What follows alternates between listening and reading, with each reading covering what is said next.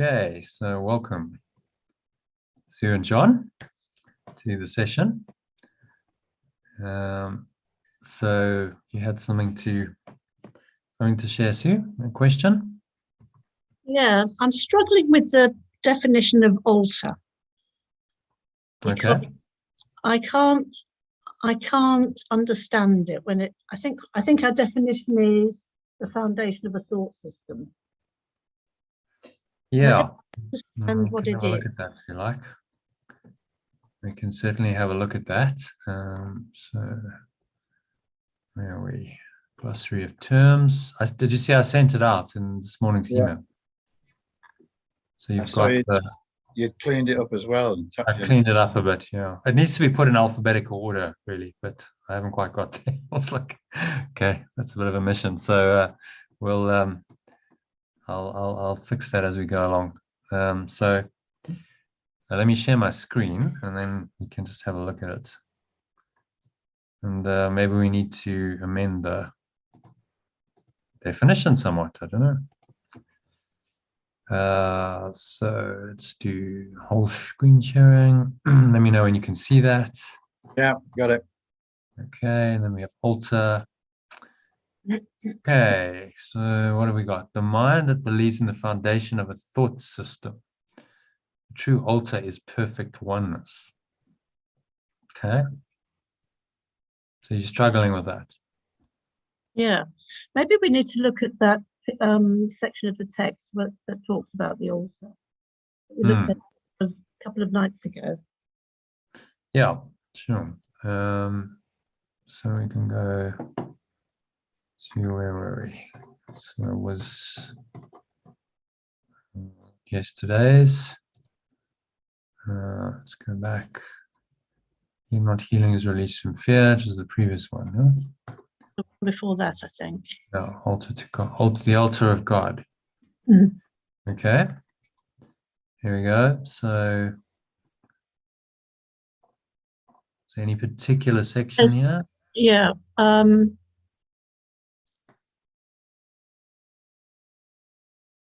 Yes, section 1, I think. Paragraph 1.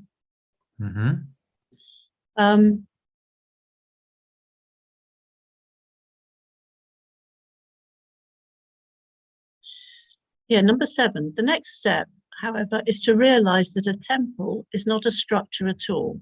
Okay, I get that. Its true holiness lies at the inner altar around which the structure is built.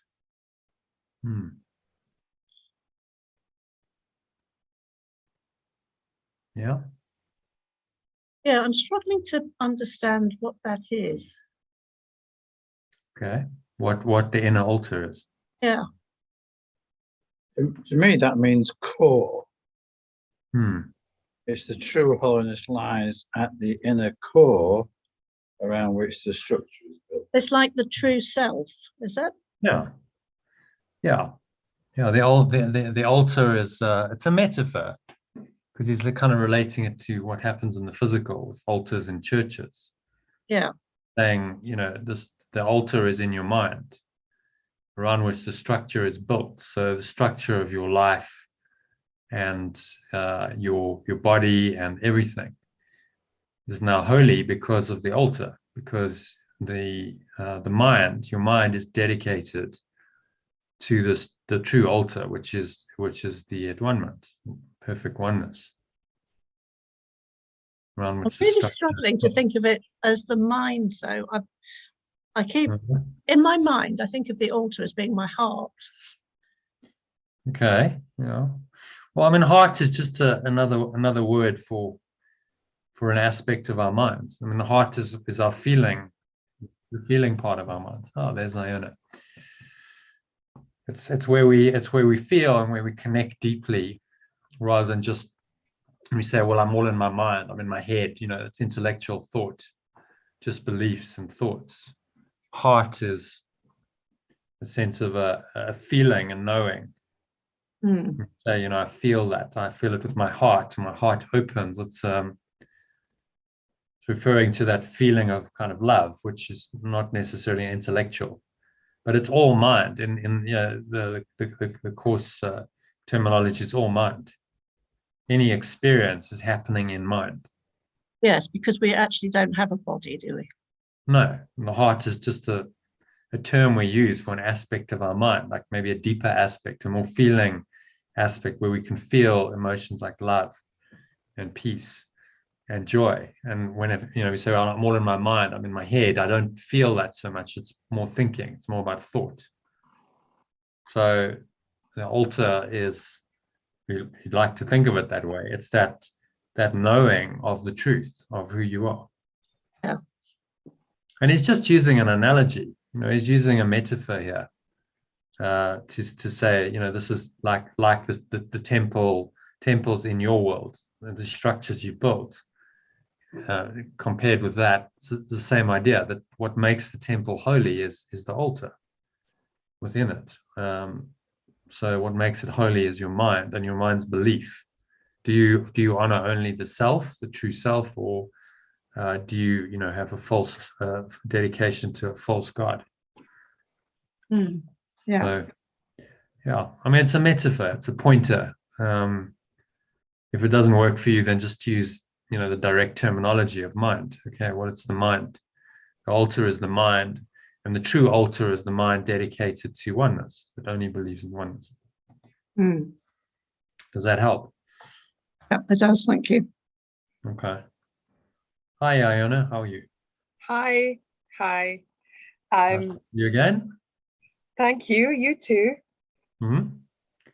Good. So how things going? Anything to share or check in on? Sue's just asked a good question. Yeah. Was that Altar. about the altar? What's the altar of God? And and it's just, remember, the words are pointers. That's all. They're pointing us to an aspect of ourselves. So if that pointer doesn't work so well for you, then don't use the pointer. Use another pointer. But he's just referring to the mind, and the mind that's dedicated to the truth rather than the illusion. Okay. Yeah. Well, I've just read your text for today and asked if there was any resistance. And yeah, I have a bit of resistance about joining tonight. I've just been the most amazing walk in the snow and out for 6 hours. And my face is so windblown and chapped and my eyes are quite tired. And I would just really like to curl up, but here I am. Yeah, well done. Well done. Well, that's a long walk, 6 hours in the snow. Yeah. Why so long? It was just very amazing, and one of the people in our group of 3 was very slow, so we were out for a very long time. Okay, and it's cold there, snowing. Is it snowing in your part of the world, Susan, or not? No. Oh, actually, it was earlier today. Yeah. Oh, okay. Just a light bit. A little bit. Oh, well, in Vanessa's right at the north, I suppose. So it's a bit colder. Yeah, there's more to go. There's more north to go. But we're pretty north. Not quite as frozen as it gets. It can get more frozen. Deborah calls it the frozen north. Because her parents, right. And that's only Lancaster. Her parents are from Lancaster, so she's like, no, I'm a southern girl, south of London. Oh, wow, that doesn't really count. Yeah. Wow. Yeah. So anything else to share? You've had from some resistance. It's okay. You're showing up anyway. That's good. You managed to do some practice today. When I was walking, I was practicing. And then when I was waiting for the others to catch up, I was in the breath breaks. Yeah. Okay. Yeah. Okay. We're doing the breath breaks. Mm-hmm. Okay, listen to those. And I was also thinking about or trying to believe that none of my thoughts, none of what I was experiencing meant anything, and the beauty was so intensely beautiful that's a challenge. Yeah. To say this. That's to recognize, like, so where's the beauty really? Where is that beauty? Yeah. Where does it really sit? Is it outside, or is it in your mind? Yeah, it's in me. And so all that's happening is that the outside world then is the trigger for that arising of that inner feeling, which you go, that's beautiful. Yes. Someone else might hate the snow. They go, this is the most awful. Oh, that's bloody awful. It's so cold. And they'll have a different perception of it completely. So the beauty is actually within you. And it's just, that for you is a catalyst for that. It's a trigger for, that feeling of beauty to arise. And there's nothing wrong with that. There really isn't. Like, to go, because some people are like, well, what? So I'm just going to, deny nature entirely and just, it's all inner. I guess eventually you do. Eventually, at the highest level, you transcend the entire world, and nature just disappears. But while you're here, well, why not? It can be a a beautiful experience. You can have an expanded experience, all that. Just don't get attached to it. That's the thing. Don't go, oh well, I can only have that experience when I'm in nature, because now there's an attachment in the mind, or I can only get that what I think I need if I'm in the natural environment. So I have to now go for a walk in order to experience beauty, but that's not the case.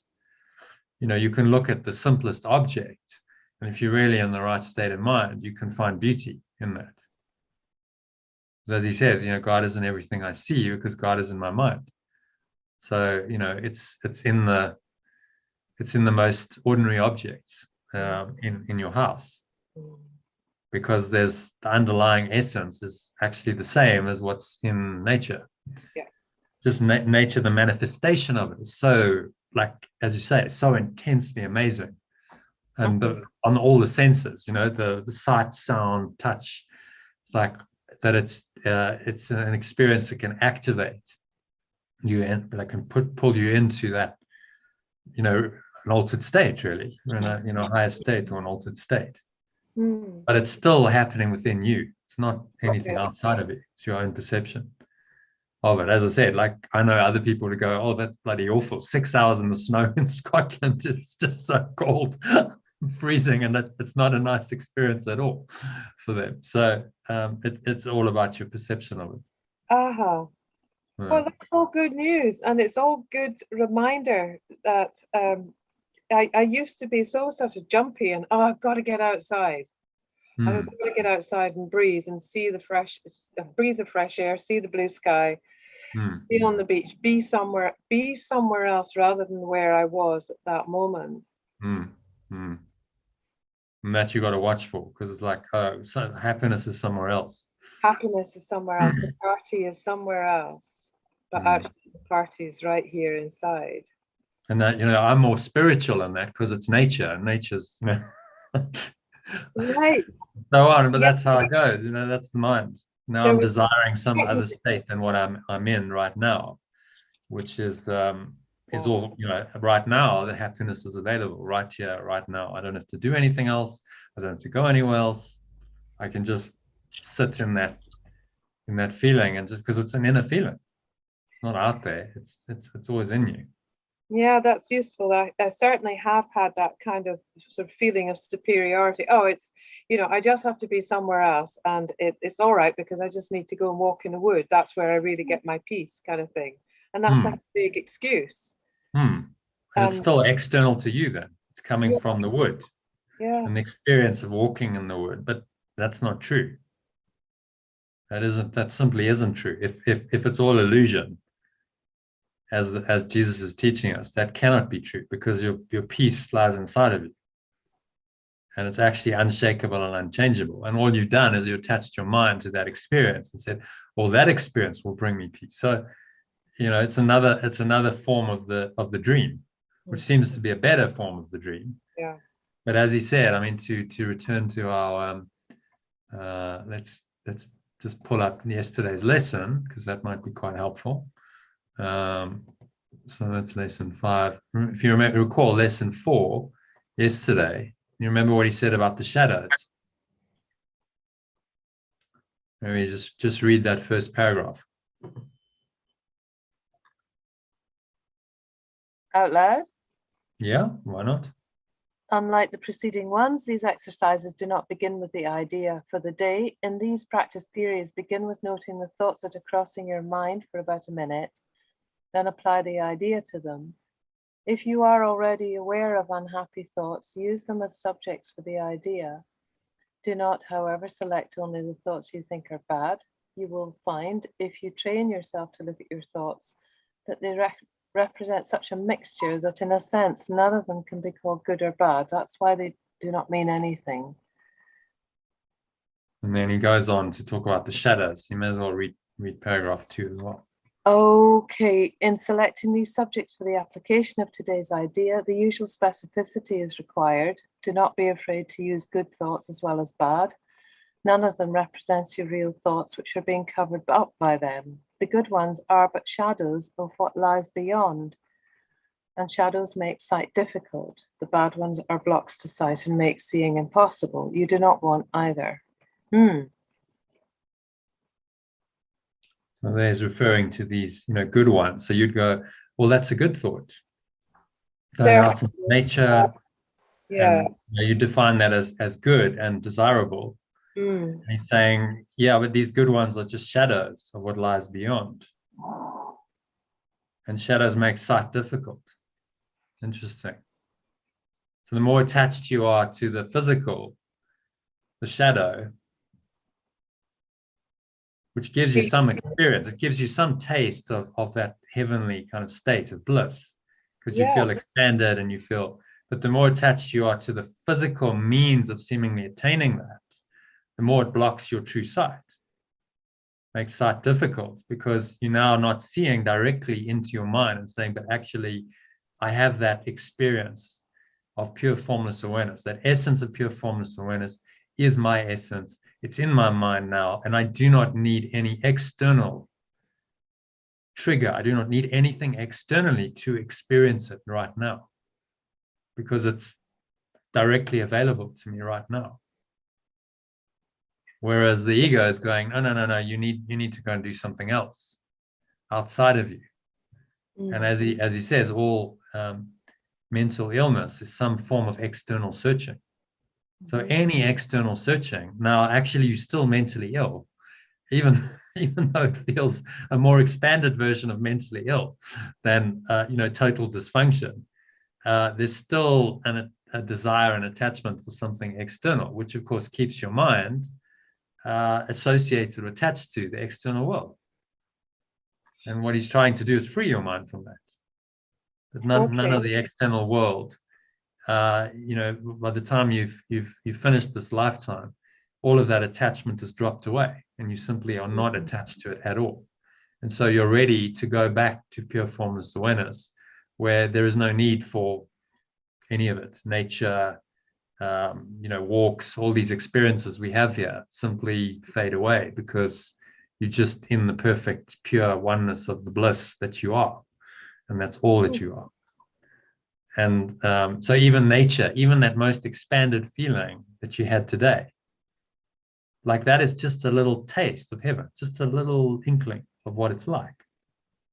And you go, well, do I choose the little inkling, or am I willing to go for the whole kahuna and just go for it and go like, actually, I want the whole thing, all of it? Because that's what he's holding out to us. I think you could have all of it. All of heaven is given you, if you're willing. Simply, it's there for you. Are you willing to accept it and do the work to correct your mind and release it from all these attachments to the world that you think are, that are good? Because you've got to let go of the good as well as the bad. Wow. Yeah. And that's actually probably the hardest thing to do. The bad is like, okay, well, I can see it as bad. I can see it, so obviously doesn't serve me. It's negative. So why would I want to hold on to it? And that's kind of logical and easier. But the good, that's what people really struggle with. Because it's like, what? So Jesus asked me to give up everything I value, everything that's good in this world. And ultimately he is. He's saying, because the good in this world is just a reflection of what lies beyond. And actually it still covers it up. So why don't you just go for the whole thing? What lies beyond is so amazing. You cannot even conceive of it. The little forms of it that you see here that you label as good are nothing compared to the kingdom of heaven. Mm. And he says, I'm offering you all of that. Follow me and I'll show you the way. But you must let go of all of your attachments to this world, the good and the bad. So it's not an easy practice. No. But when you have an experience like today, go, okay, but this is just a little taste. Instead of going, oh, well, I felt expanded and I felt lovely because I was in nature. Mm. It's a false causation. So no, what happened was a part of my mind just opened to my own awareness, my pure formless awareness, and that was coming through. And I was experiencing that expanded state and feelings of love and joy and peace and whatever else. And it was coming from me, really. And the experience was just a catalyst for that, which can be helpful initially. But why can't I have that experience when I'm sitting at home or cooking a meal or reading a book or doing any, that same awareness is in me. Yeah. So why couldn't I always have that awareness? The truth is you could. It's not nature that's doing that for you. So he's trying to train us to go within and just find that, and be able to experience that, wherever, just sitting quietly, meditating. You can experience it. You can experience it while you're working, while you're painting, while you interacting with another person, as you did yesterday, or 2 days ago, whenever that experience was. So starting to just see it everywhere, and that it's possible everywhere, not just in those specific instances that you've set up. Oh, well, nature, that's where I can experience it. Okay, that's really useful. Because then you just limit yourself. And you limit yourself to only having it there, and there's still an attachment to the external world as somehow the cause of it. And you're trying to get out of the causation of the external world. So no, my mind causes that. You chose to experience, you perceive that in a certain way based on past conditioning and patterns, and it gives you a good experience. But it's still a form of conditioning. Yeah, true. Okay, so anything else to share, John? Anything you want to check in on? No, I think I'm good. You're good. Okay, so we can do a meditation first, if you like. That sounds like a good idea, and we'll do some discussion. I thought I'd actually take you, I'm not sure, I think you missed this. So I'm going to take you through the 10-step process, 10-step letting go process, which is embedded into your meditation, your morning meditation. But I'll guide you just through this process. And then if we have any questions afterwards, we can have a quick discussion of it. It's quite a lot. I mean, it would take us the whole night to discuss all these steps, but if there's anything you're not quite sure about, then you can do that. Okay, so making yourself comfortable. So sitting with your feet shoulder width apart, back straight, cup your hands in your lap, and closing your eyes. And I'm just going to, as usual, start off with a nice deep breath in through the nose. Notice how the stomach rises and the chest rises. Subtle flow of air in through the nostrils, clenching the sphincter muscle, locking the energy in. And then this warm wave of energy rising up the spine into your heart center. Put one hand in your heart, and then draw it up into the crown of your head.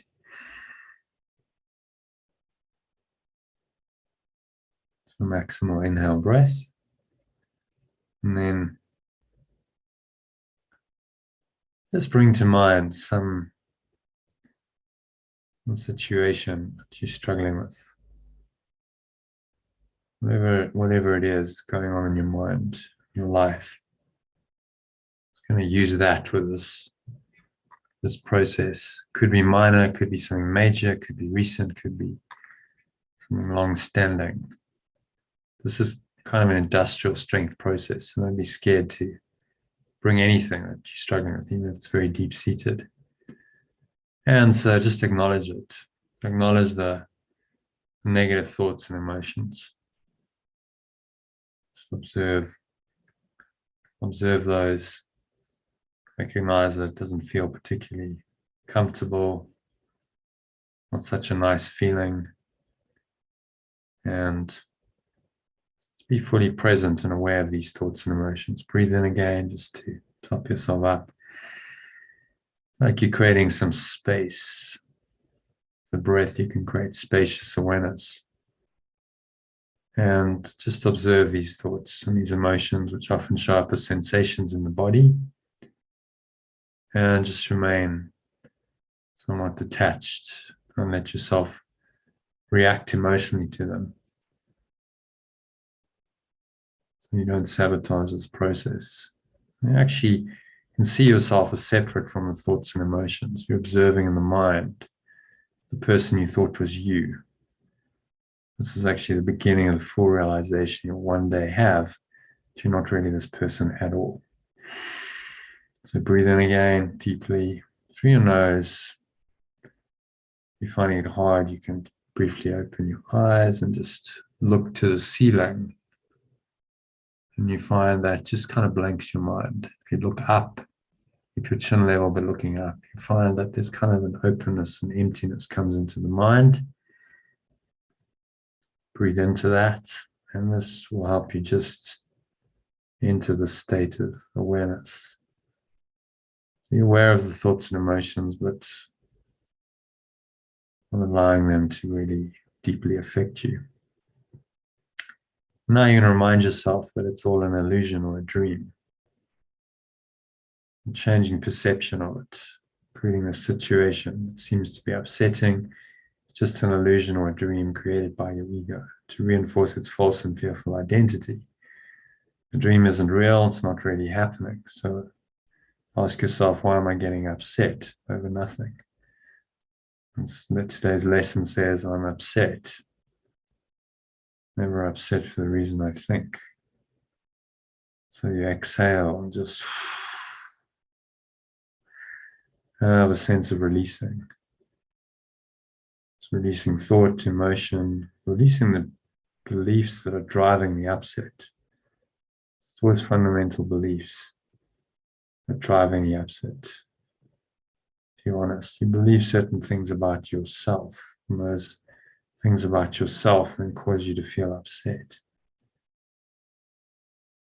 But it's all a dream. The separate self is a dream. There is no separate self. And so the upsets that it experiences cannot be real. Remind yourself, I'm never upset for the reason I think. I'm upset because I see what is not there. It's tomorrow's lesson. Upset because I see what is not there. In other words, it's an illusion. It's not really there, it's a dream. And if you don't fully grasp that, because this idea of illusion is something it takes the mind time to wrap its head around. That doesn't matter. Just think the thought, practice the step. Thinking whatever you think and perceive about the situation and the characters involved in it is just an illusion or a dream. And use whichever term is most helpful to you. And then you're telling your mind the real reason that it should let go of its attachment to these false thoughts and perceptions. Let go of them not because you're so spiritual or noble or holy, but because they aren't true.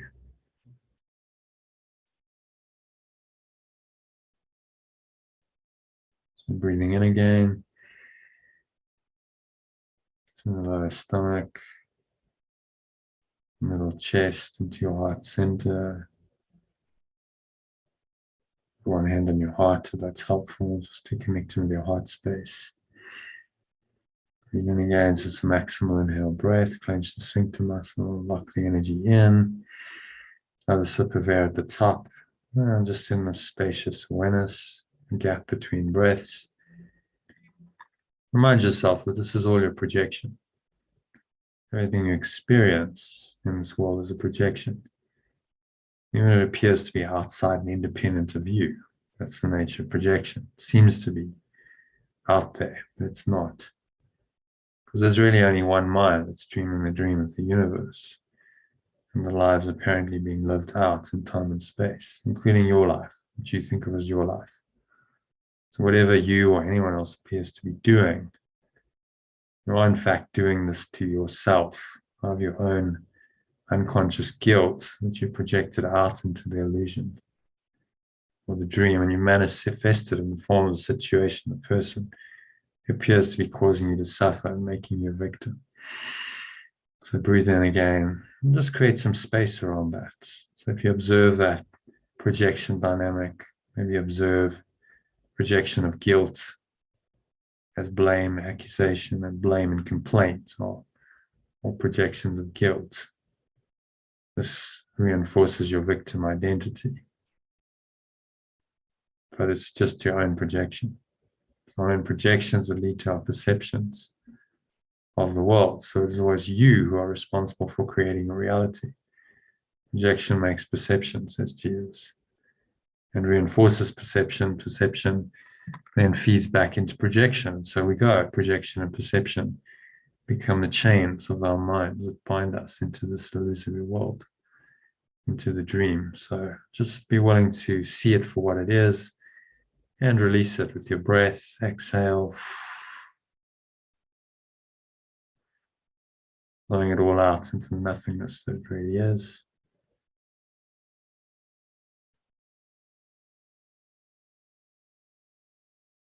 Nowhere else to go, nothing else to do.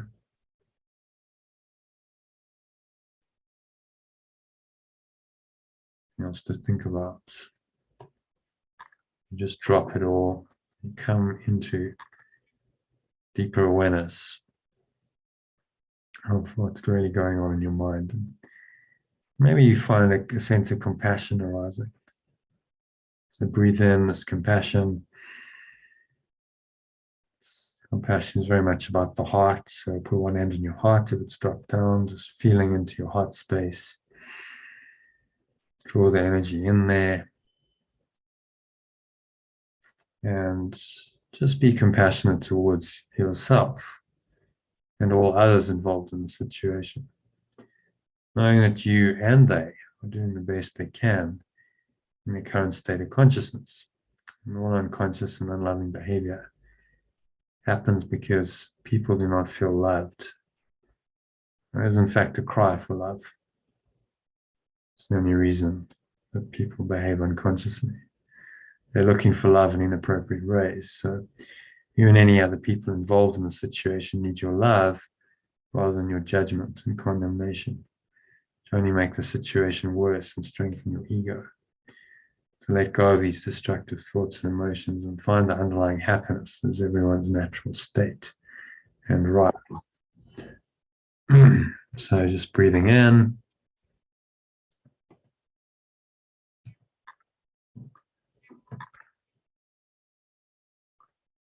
To the heart center.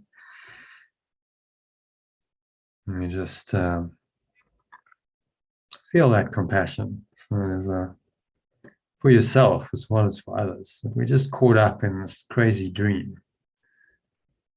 It's just a projection. And we're all seemingly reacting as though it's real. We get caught into all these emotional dramas. And we're all doing the best we can, even people who are behaving atrociously. That's the best they can do currently with their thought system. The ego's their default thought system, then they don't know anything any better. So just feel these emotions, your compassion, when you feel any of these emotions that are evoked by the thoughts you brought up in step one, just breathe them in. So whatever the emotion is, just allow yourself to feel it fully for a minute or two. Whatever you might label it as. this fear or anger, frustration, guilt, irritation, hatred. And just allow yourself to feel it briefly, and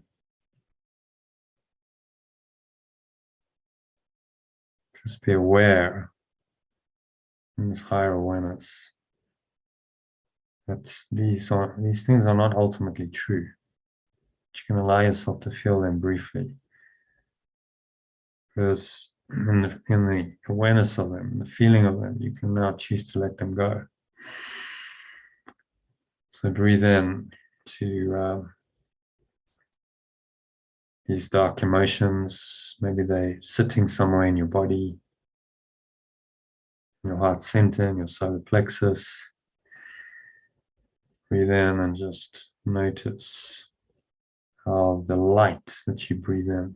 So awareness is light. You can visualize a golden or white light flowing in, just dissipating these dark thoughts and emotions and any physical sensations that you feel. So you feel a lightening as you breathe in,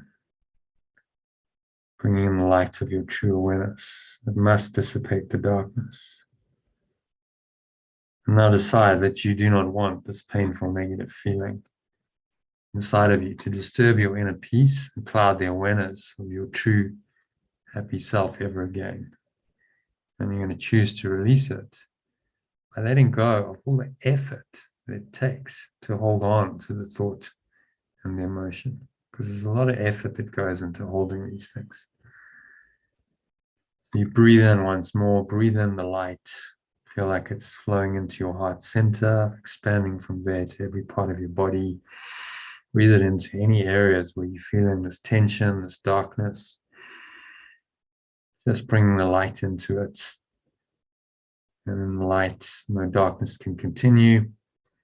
And you're just going to help it on its way out of your mind and out of your energy system by exhaling out through your mouth, letting it all go into the nothingness that it really is. Blow it all away with the breeze of your breath. Follow the stomach into the spine. Expel the last remaining air out, and just feel like you've expelled it, all of it. It's like a dark cloud. It's left you. And you find at the bottom of the exhale here just a sense of openness, emptiness, spacious awareness, cleanness. You let go of this dark thought and emotion. What's left is just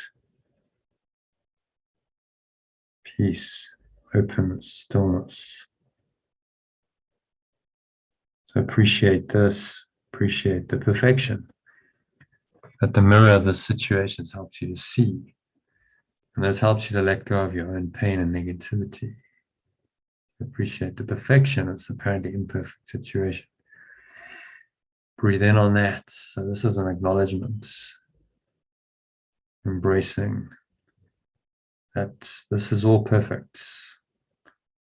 The most painful experience in your life is absolutely perfect in its imperfection, because it's brought your unconscious guilt and fear, anger, any other egoic emotions may remain buried in your subconscious mind through your suppression or repression of them to your awareness, so they can be released and you can become aware again of the perfect peace, love, and joy that are your true nature and what you deserve to feel all the time.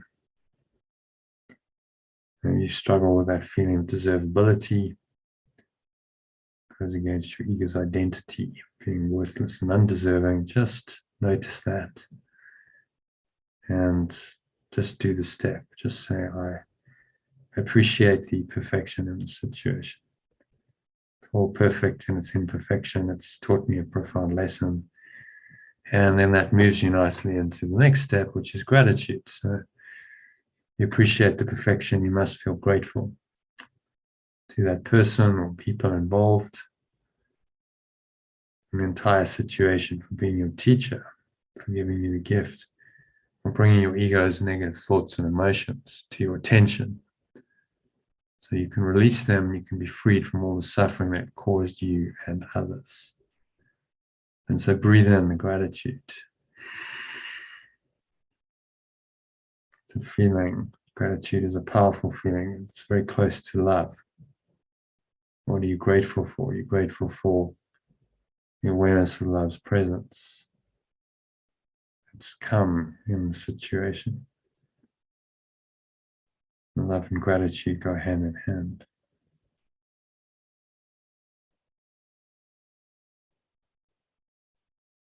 So just feel that gratitude filling you up, every pore, every cell, every muscle of your body, every part of your mind. It's infused with this gratitude. You can visualize a color. If you recall, we did the values breathing. So breathe in gratitude, very essence of it, into every fiber of your being, physical, mental, emotional, spiritual.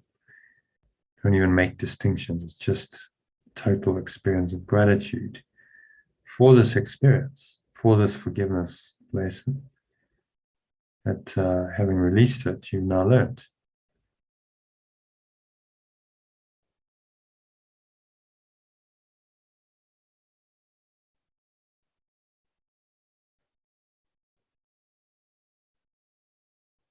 And finally exhale and say to yourself that in the exhale you've totally forgiven or let go of the whole situation. In exhale, have a sense of really dropping it, just releasing any thought, any emotion, any sensation, any remaining belief in this situation, any remaining darkness in your mind. Another way of saying it.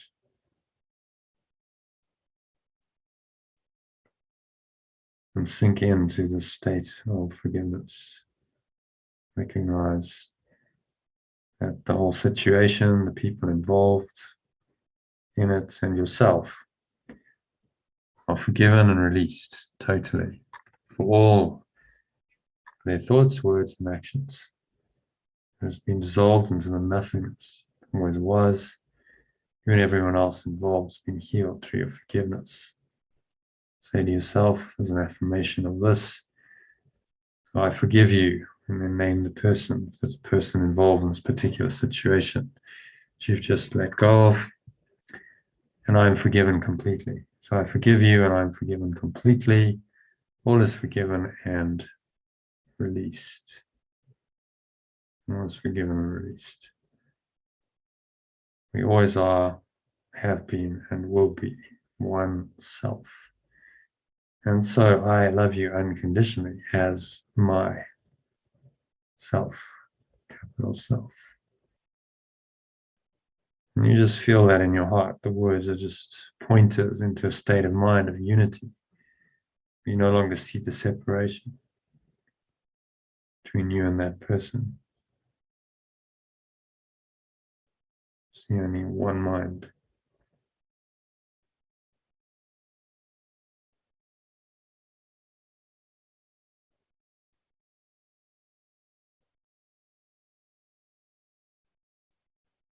And just rest here in this deep peace of total forgiveness. All is forgiven and released. Washed clean of all your distorted wishes and false desires and petty resentments. And you simply rest in God, in the peace of this pure formless awareness. For a couple of minutes of deep silence. Nowhere else to go. Nothing else to do. Nothing else to think about for the next few minutes. Just breathe, observe the breath.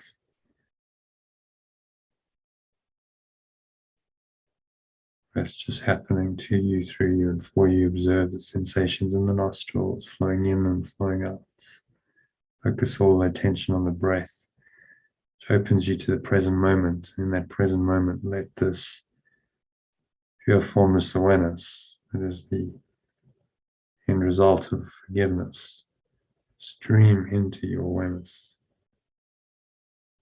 It's flowing in. And there's nothing you need to do. I need do nothing to this, not that. Just experience it.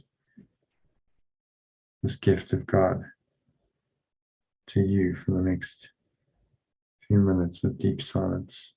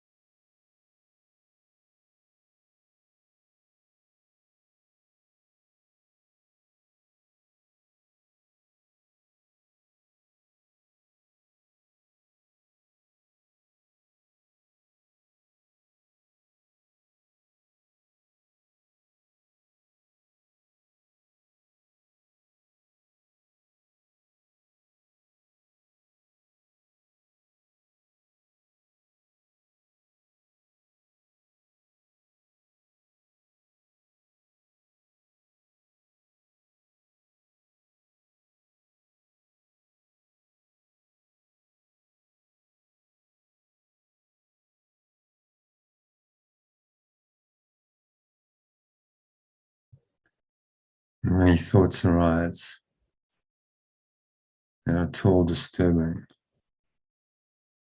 to this deep peace. Just observe them.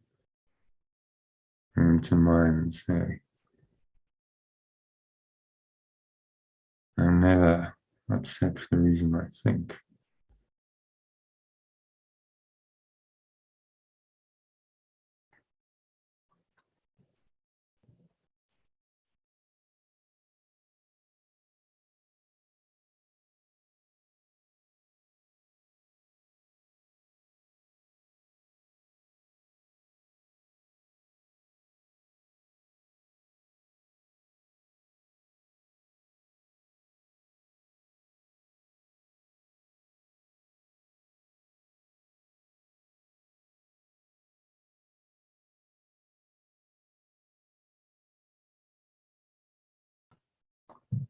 Just be willing to let it all go.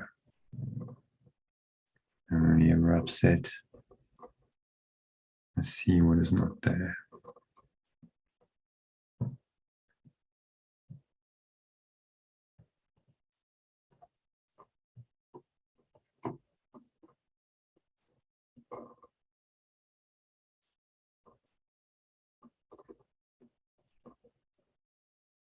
I'm not worried about, or I'm not angry about, or I'm not depressed about. Whatever it is, for the reason I think.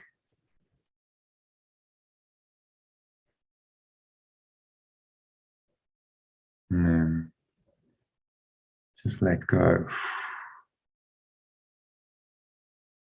of any disturbance.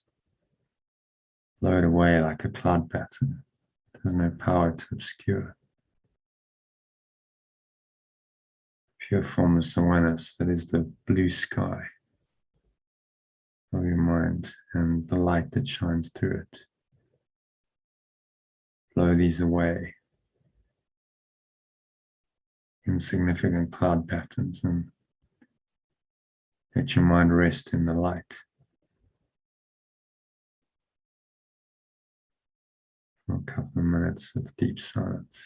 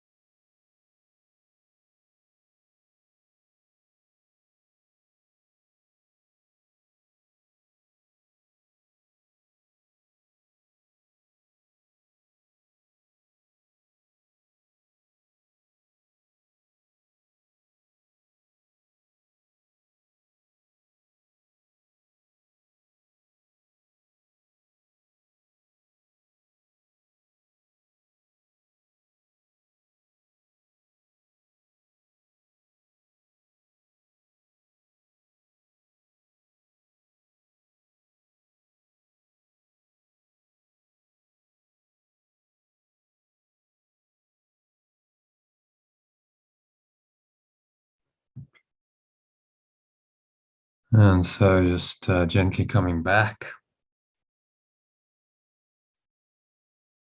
Awareness of the body, the breath, and the senses, and the world. And on the count of 3, you're going to open your eyes.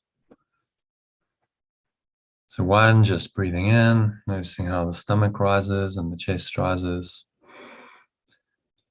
Subtle flow of air in through the nostrils.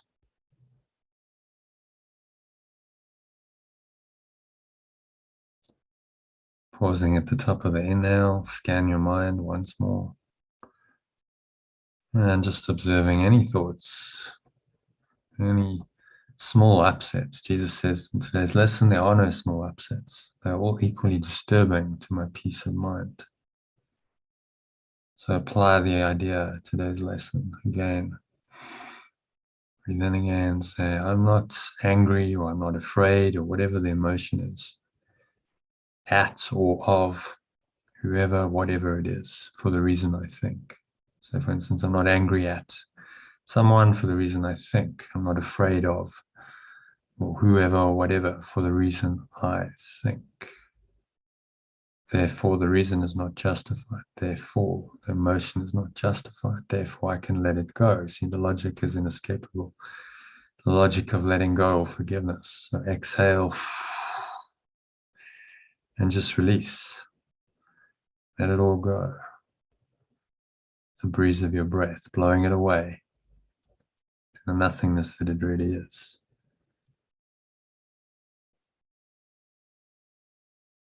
Just cloud patterns. No substance at all, no power to obscure the eternal blue sky of your pure formless awareness. The light of your source that shines through that awareness. Pull the lower stomach into the spine. Expel the last remaining air out and rest for a few moments in complete stillness. Just totally present in the now, nothing else going on.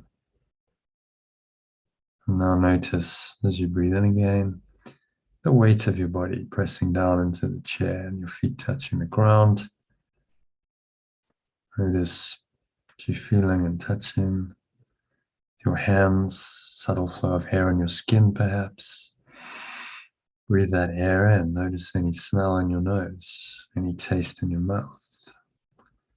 Notice what you're hearing, surrounding environment.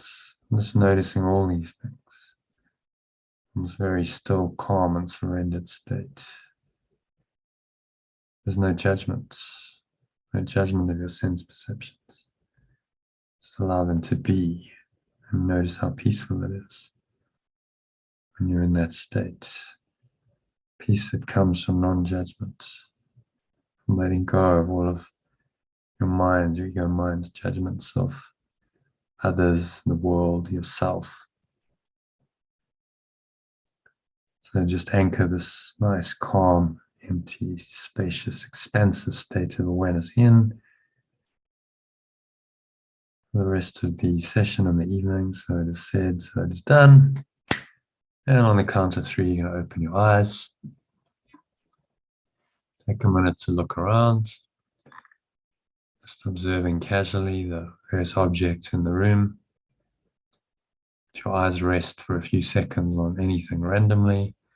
Notice that this awareness is still very much there. Even though your eyes are open, same awareness as when your eyes are closed.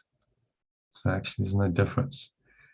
Whether your eyes are closed or your eyes are open, you still have that awareness. You're training your mind that that awareness is always there, it's always available. In fact, it's your default awareness. And look at something else and notice that that same awareness, that same feeling of peace, just feels clean and open and peaceful, spacious awareness, pure formless awareness, underlies everything you see. Do that for a few objects. Just observe that really your underlying awareness, the state of your mind is exactly the same in all instances. Doesn't matter what you're looking at or what you're hearing or touching or tasting or feeling or smelling. Doesn't affect this underlying awareness at all. And then you start to learn that this awareness is your awareness, your true awareness. And the more you accept this, the more you stay in the state, the more peaceful you will feel. So that brings us to the end of the meditation. I see Kim and Elaine have joined us. So let's just welcome them. Hi, Elaine. Hi, Kim. Hello. Welcome. So you caught the tail end of the meditation there. Kim, you got about half of it. So I hope you enjoyed that. So yeah, anything to share or check in on? Kim, we haven't seen you for a while, so we've all done our little sharing. But if you have anything to share, now's the time, or you can wait until Sunday if you like.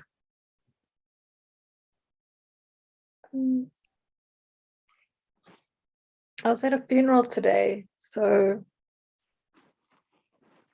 yeah.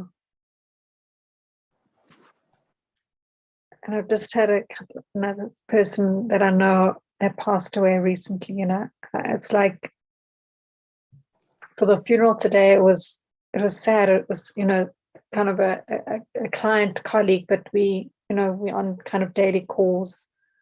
So it'll be quite, it's quite something that, like, we'll miss him and he won't be there. And it was quite sad, but I think I feel more deeply like, that he's at one with one.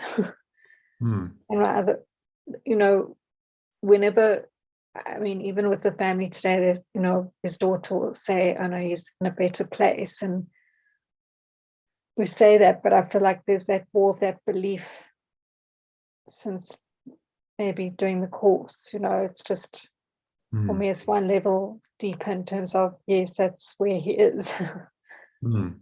Yeah, he's absolutely fine. It's the people who are left behind that struggle with their guilt and grief and whatever their emotions are. So he's an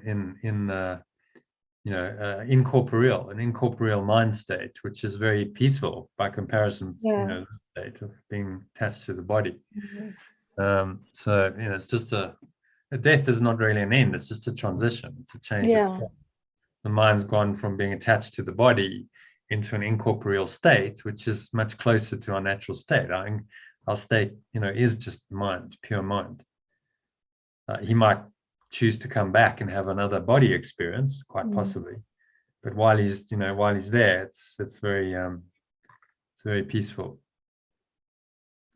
and very blissful. And so he's fine. No one really dies.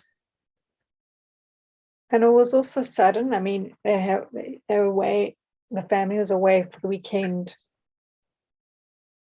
They have this farm plot, and it's somewhere that he liked to go to. So he was at least in a place where it was a happy place. And they normally would They would normally travel back on a Sunday evening, and apparently he was insisting that he wanted to stay over and watch the sunset. So it was like, it's just, it all unfolds like as how things are meant to be, I suppose. But and then he died that night. The following morning, when they were due to drive back. And he had a heart attack or something. Yeah. So maybe he knew. It's like, I want to watch the sunset. It's like, our last sunset. That's it. On some level, So it's just like it's I suppose, I mean, he's at one, and I feel more of that belief than I would have maybe a year ago. Well, that's good. That's good. And then you much more easily can deal with death more easily, because you realize it's not ultimately true. It's not really the end. It's just a change of form. And like the only thing we struggle with is attachment to the form.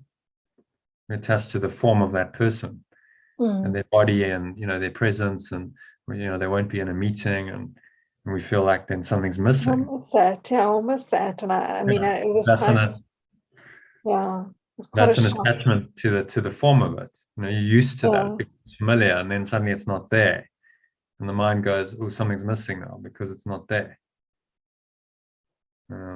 So if that comes up, just notice it and say, well, I'm not really upset for the reason I think. I'm not really missing this for the reason I think, because it's like this. It's a setup. He was never a body anyway. He was always a mind, and just gone back to mind, incorporeal mind. And lucky him. no more stressing and whatever goes on in this world. No more COVID. That's all just disappeared for him. Yeah. He's free for now, anyway, depending on his beliefs. I mean, he might decide he comes back because his belief is that he's still separate. But certainly for now, he's just passed away. It's like there'll be a lot of peace. And that's not a bad place to be at all. Okay, so anything else to share on that? Let's ask Elaine how she's doing. Elaine, any thoughts? I just had such a busy time in Swazi and another busy day, and I was so tired. This is where I missed. This is the 6th. All right, I'll just have a Fall little asleep. nap for tonight, and I just, oh my gosh, yeah. But I do feel like I've, caught up on my sleep, That's and good. so I'll listen to the recording. Are you going to send it tonight? But what of the session? Yeah. Yeah. What do you say Yeah. tonight? Yeah. Well, you always say It's already sent. It comes down the track immediately to the okay. LG Club members Yeah. group. I just, as I do them, I send them. So Yeah. you've got 2 recordings, so you can listen. The second one is the meditation, which is on the 10-step letting go process, which you might like to do tomorrow. Yes. Okay, so shall we have a little look at the lesson? I like what you said there in the meditation about something being upsetting or something. It's not like, well, mildly upsetting or moderately upsetting. Yeah, well, Jesus says that. There's, there are no small upsets. It's equally disturbing because it's disturbing. Yeah. Away from where you should be, then it's, there are no That's what he's trying to degrees. train us to do, is recognize that even a small upset is equally disturbing to my peace of mind, because it's the tip of the iceberg. I get slightly upset, but actually it's representative of a thought system of the ego, which is a huge upset. You upset the apple cart of oneness, and now you're in something else, and guilt and fear and sin and attack and all of that is part of it. So there are no small upsets. He's absolutely correct. It's like there's not a small iceberg. It's the tip of the iceberg. You just don't know what's beneath the surface. And you've hit the iceberg, Yeah, and so if you find yourself running into these small upsets, then just say, but the same applies. Like a little bit of anxiety is actually the whole of fear underlies that. Yes. Deep core of fear underlies that surface level anxiety. So be willing to see it for what it is, and say, I'm not actually fearful for the reason I think. It's not the thing outside of you that's the problem. Nothing outside of you is the problem. I'm not fearful because of whatever someone's doing, or fearful because of COVID, or fearful because of economic circumstances, or whatever the fears that people have. I'm not really fearful about that. Yeah. That's not the real reason. The reason I'm fearful is because I've seemingly separated from my source, and now I fear that my source is going to attack me and kill me. That's the real reason why I'm fearful. That's actually what underlies all fear. So he's trying to point us to that and say, look, these superficial reasons for your emotions are really not the real reason at all. In quite a simple mind training exercise. So any comments or questions on this? We can go through it if you like. I'm just aware of time, so we want to do the text as well, and I thought it would be good to get through the 9th pathway. So I helped you practice this in the meditation. So the text has got 10 paragraphs as well, Jono. Right. Okay. So shall we dive into the text then? Are we happy to move on from the workbook? Any questions about this? No? All good? Pretty what I like about this is the simplicity of these ideas. I mean, they're just so simple. Katie put something on the group. I'm sorry she's not here actually. She put something on the group.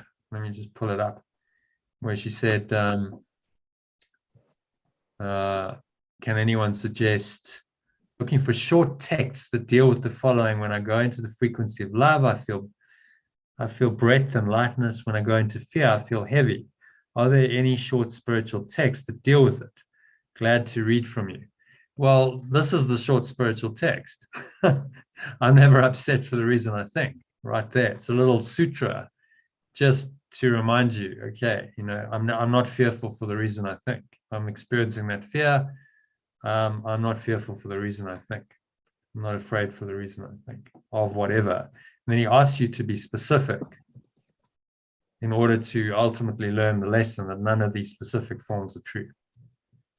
And so that's the genius of these exercises. They work with the specific, they work with where your mind is, but they take you into the generalized state of applying these ideas to everything without exception. So the reason for fearfulness or any form of upset is because we are separated from our source. Is that the core reason? Well, we think we're separated, you see. We're not really. Well, we feel we're experiencing a separation. Yeah. So we think we are. Yeah. And that's the source of fear. Because now I feel that I've got this metaphysical guilt. I've actually really destroyed oneness. I've actually pulled it off and I've destroyed God or love or oneness. And now there's going to be consequences for that. The ego is telling that sin is a terrible sin. And you are guilty. And you are going to be punished for sure. Even though that makes no sense at all. But punished by who? You killed God. You destroyed God. So does that make any sense at all? If you really believed you destroyed oneness, then how could oneness come back and punish you? Doesn't make any sense. But then the ego doesn't make sense. It's just an irrational belief. Now I've done this. I've committed this terrible sin, and I must be punished. And the fear arises from the sin and the guilt and the thought that I will be punished.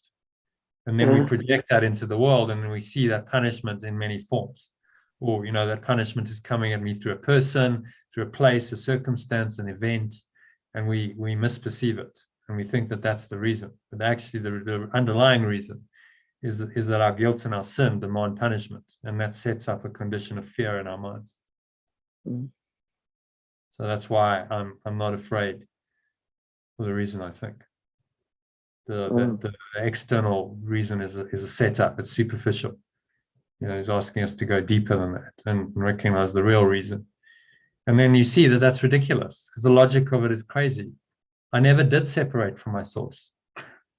I never did. I never could. So why am I fearing retribution from a source from which I'm one with, which is just my own pure formless awareness? The whole thing is completely bonkers when you start to break it down and see it, for what it is. But he's working with us where we're at, because he knows that we have fear in the external world. So we need to work with these specific forms until we recognize that the truth is generalizable. In fact, maybe just read the first paragraph. We'll just do that because the rest is practice. But this makes quite a good point. Can you read, Elaine? Was it too small? I read it. Yeah, it's very small, but I'll try. Yeah, paragraph one.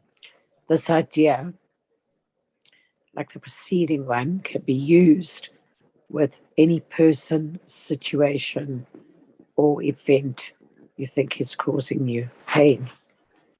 Apply it specifically to whatever you believe is the cause of your upset, using the description of the feeling in whatever term seems accurate to you. The upset may seem to be fear, worry, depression, anxiety, anger, hatred, jealousy, or any number of forms, of all which will be perceived as different. This is not true. However, until you learn that form does not matter, each form becomes a proper subject for the exercises for the day. Applying the same idea to each of them separately is the first step in ultimately recognizing they are all the same. They're all the same. Yeah, so it makes sense what he's saying. Oh, sure. I just wanted to have a look at it again, and now I've lost my video again. Yeah, Makes yeah, sense. it does. It's exactly what we were just talking about. Mm. And so this is what he's doing with all these lessons. He works with the specific to train our minds to generalize, which is where we're at. You know, we think we have specific forms of fear or anger or whatever, and things that cause these. And actually, that's just not true. But until we recognize the truth of that, we must practice with the specific. Yeah. To learn it generally. So it's really well structured. You know, he's working with us where we are in our minds, and then saying, well, I'll take you from there into the generalized state where you can ultimately generalize these lessons and apply them to every situation. And you recognize that it's always true. Okay. So any other questions on lesson number 5? Shall we move on to the text? And we have a little bit to cover. We'll dive straight in there. The 9th pathway, we can we'll see how we go. Maybe we leave it for Sunday session. Okay, so this one's called the function of the miracle worker. And we're going to do up until here.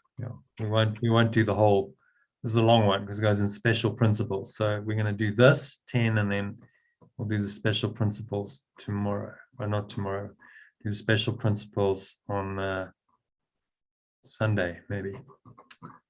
So there's no session tomorrow. Okay, so function of the miracle worker. Who would like to start? I'm happy to start. Okay.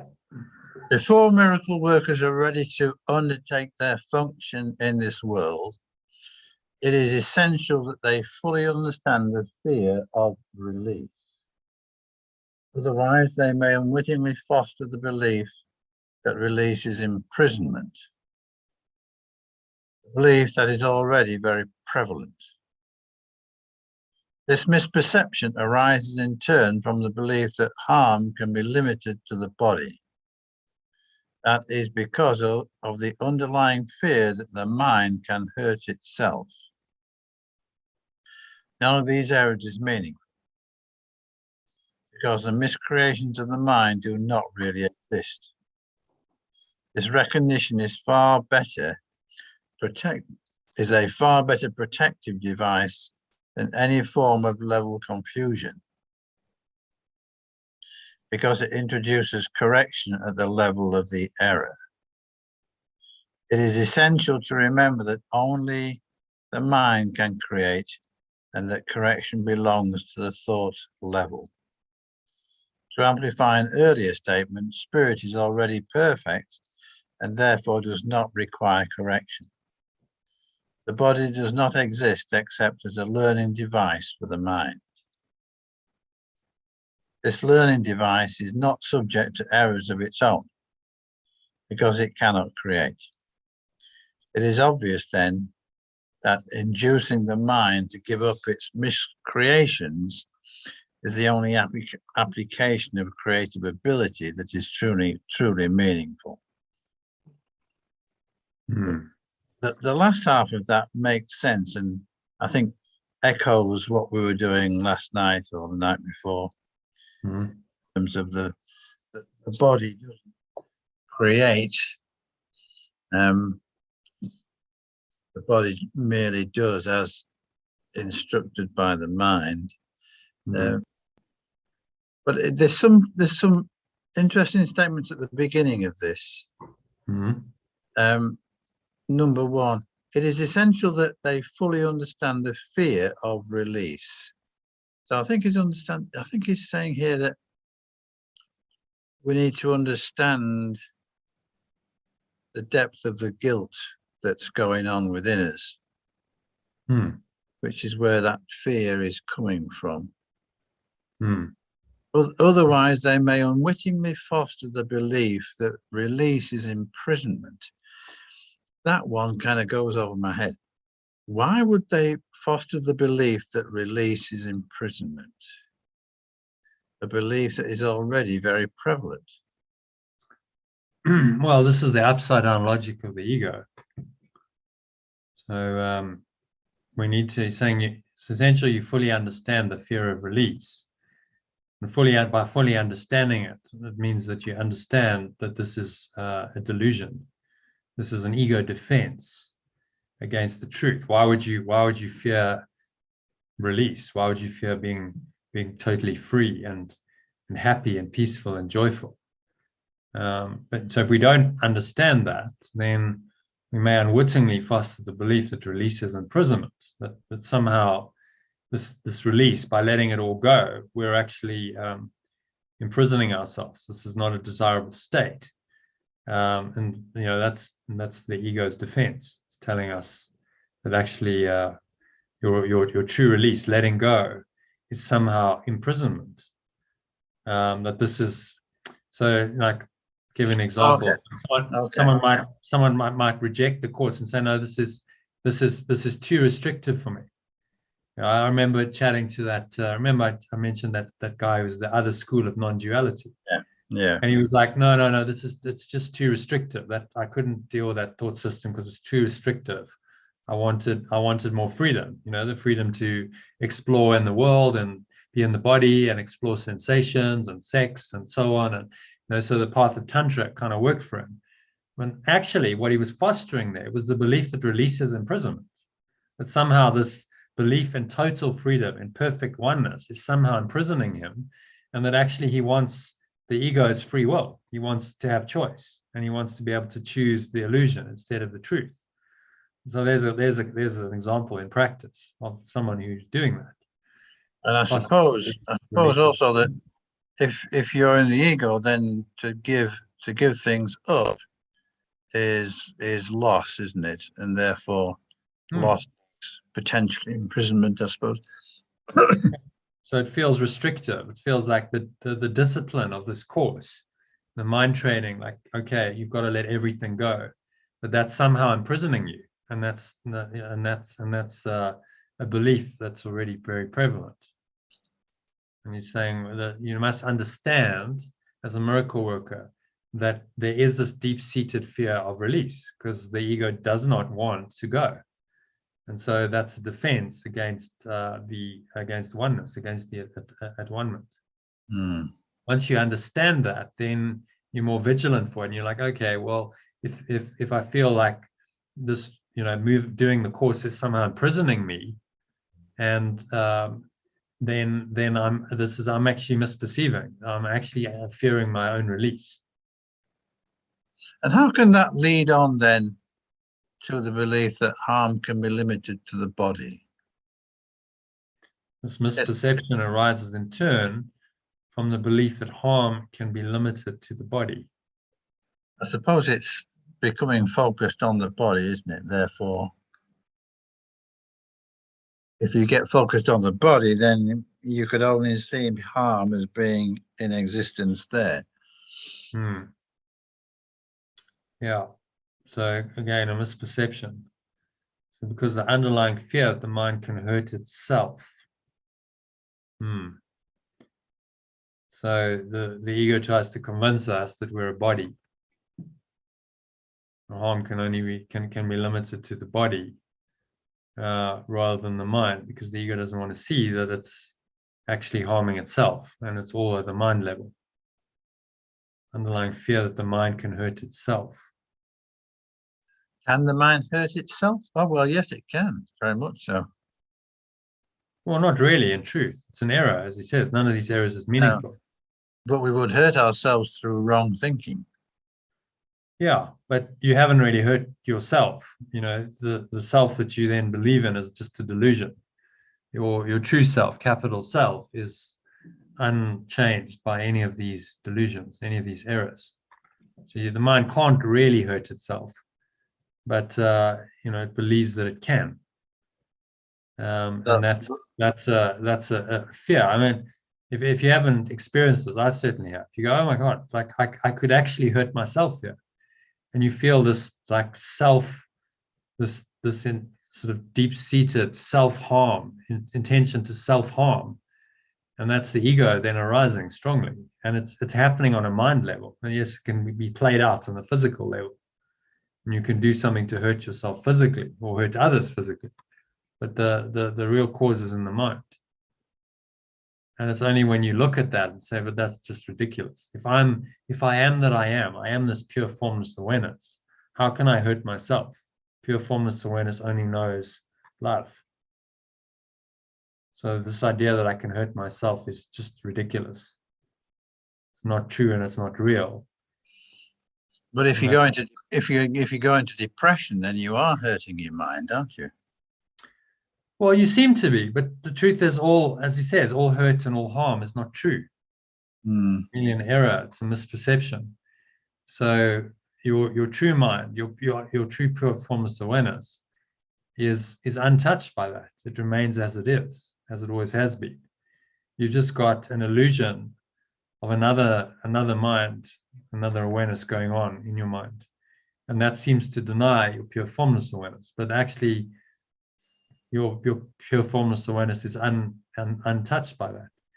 So all you've got to do is recognize the delusion, let go of that whole movement that seems to deny pure formless awareness, and then it's there again, and was never affected by, it doesn't matter how many delusions you have and how much false thinking you have, that hasn't damaged pure formless awareness one jot, and that's still available, which is why transformation and healing is always possible. So it doesn't matter how deep you are in the darkness, you can just have a transformation, you can change your mind, and you can come into that true awareness, and that's it.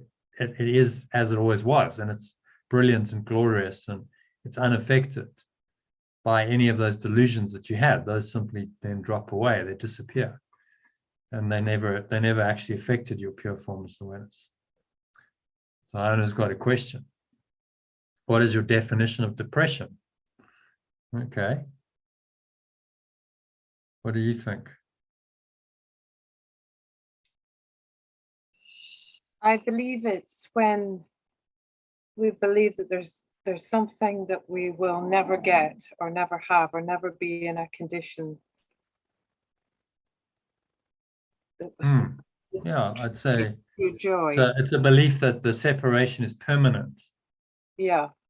And then there's no hope because this is permanent, and my condition of whatever it is, sadness, feeling alienated, alone, and so on. This is permanent, and there's no hope, and there's no solution. There's no way out. And the more you believe that, of course, the more it becomes true for you. There is no way out, and you just sink further and further into that state of depression. But it's not true, because any depression is not true. Like any thought of I'm somehow separate from source, I'm somehow not love, I'm not that pure formless awareness is not true. I think depressed people just get into the deep-seated illusion that this is permanent, and this is real, it's permanent, it's irreversible, and there's just no way out, and I'm stuck in this forever. Yeah. Isn't depression an inability to see any hope? Yeah. Yeah, I'd say that's not a bad definition. Severe depression, there's no hope, there's no way out, except death. Often, it leads to suicide, because they're just like, well, if I kill myself, then I'll somehow, get out of this hellish experience I'm in. But the truth is they can't kill their mind. So if their mind dies in a state of depression, guess what? They're going to remain depressed when they don't have a body. It's not just suddenly going to miraculously lift. So, all of this, these mind training exercises counter the tendency towards depression, because moment by moment, Jesus is training you simply to let go of these thoughts that will make you depressed. If you keep thinking a negative thought over and over and over again, feeling the emotion, you repeat that pattern over and over again, then you become depressed. It becomes your permanent state. That is also addiction to negative thinking, isn't it? Yeah, another definition of depression would be, an addiction. Someone who's addicted to their own negative thinking, and they just don't want to give it up. They'd rather have the depression than do do the work of giving it up and finding, if you like, I'll tell you what we can do, Iona. We can expand our definition of terms. Did you get it, by the way? I sent it this morning. Oh, you Yeah, did? yeah, it came through. I'll double check. Thank you. It was attached to the email. Thank you. So as a glossary of terms, we got depression here. It's not a, well, I suppose he does talk about depression as a cause term, but it's a general term as well. Like, what is depression?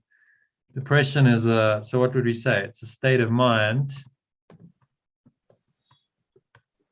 in which a person has become hopeless because they feel that their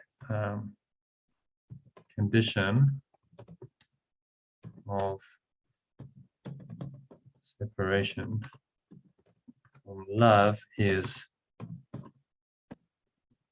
permanent and irreversible. So this is someone who said there is no hope, and I'm going to deny all hope.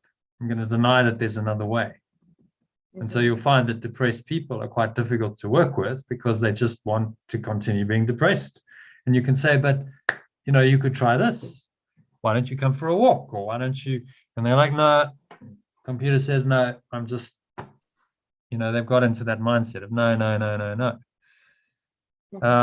And so they are addicted. So they are addicted to the state of depression and define themselves as such. So that's kind of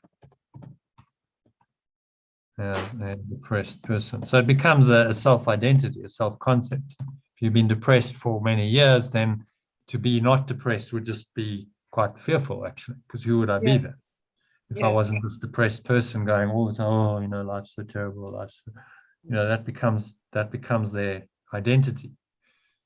And to be happy and joyful is just there's a fear of release. It's too fearful. It's like, well, who would I be then? And I wouldn't get all the sympathy from people, because I get sympathy if I'm depressed. Oh, shame, poor you. You're still depressed, and I don't have to take responsibility for my life and get out there and do stuff and hiding away. Well, they get sympathy to a degree, but after a while, people get fed up with them. Yeah, it's true. People do lose patience, but people give up on them eventually. But then you see that's then part of their unworthiness. Find themselves depressed and unworthy. A depressed person fundamentally feels that they are unworthy of love.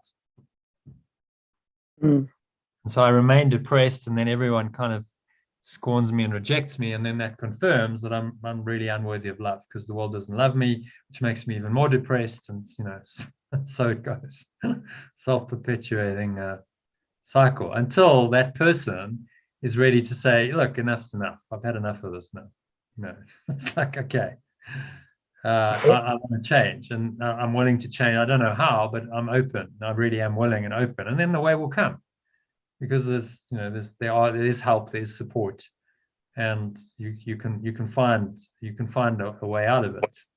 If and can't you have and what about divine intervention? Can't you have divine intervention in that situation where? Yeah, you can have. There's a lady called Jean who's on the group. So she was depressed for about 6 years. She said, I was really, really quite badly depressed. She was still working, but she would go home every night and she'd cry herself to sleep. And then one day someone just said, get a grip. It's enough. This is just crazy. And he was quite harsh with her.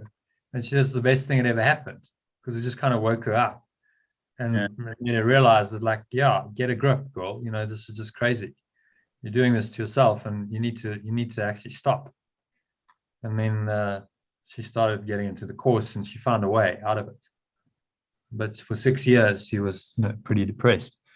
until someone, divine intervention came in the form of a person who was just like, okay, get a grip. I'm not going to pander to your depression and be, oh, poor you. I'm just going to say, like, this is just rubbish, and you're doing this to yourself, and you're responsible for this. And it was what she needed to hear.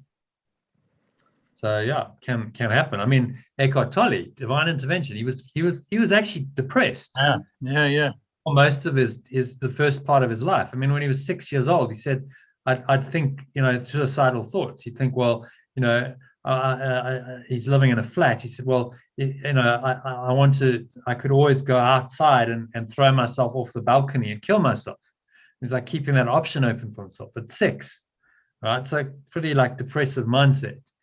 And he continues on for like 29 years of this. And then finally he goes, look, I can't live with myself anymore. And he just has a moment of total insight where he just gets that there are two selves. That thought of I can't live with myself made him recognize that there is a false self and a true self.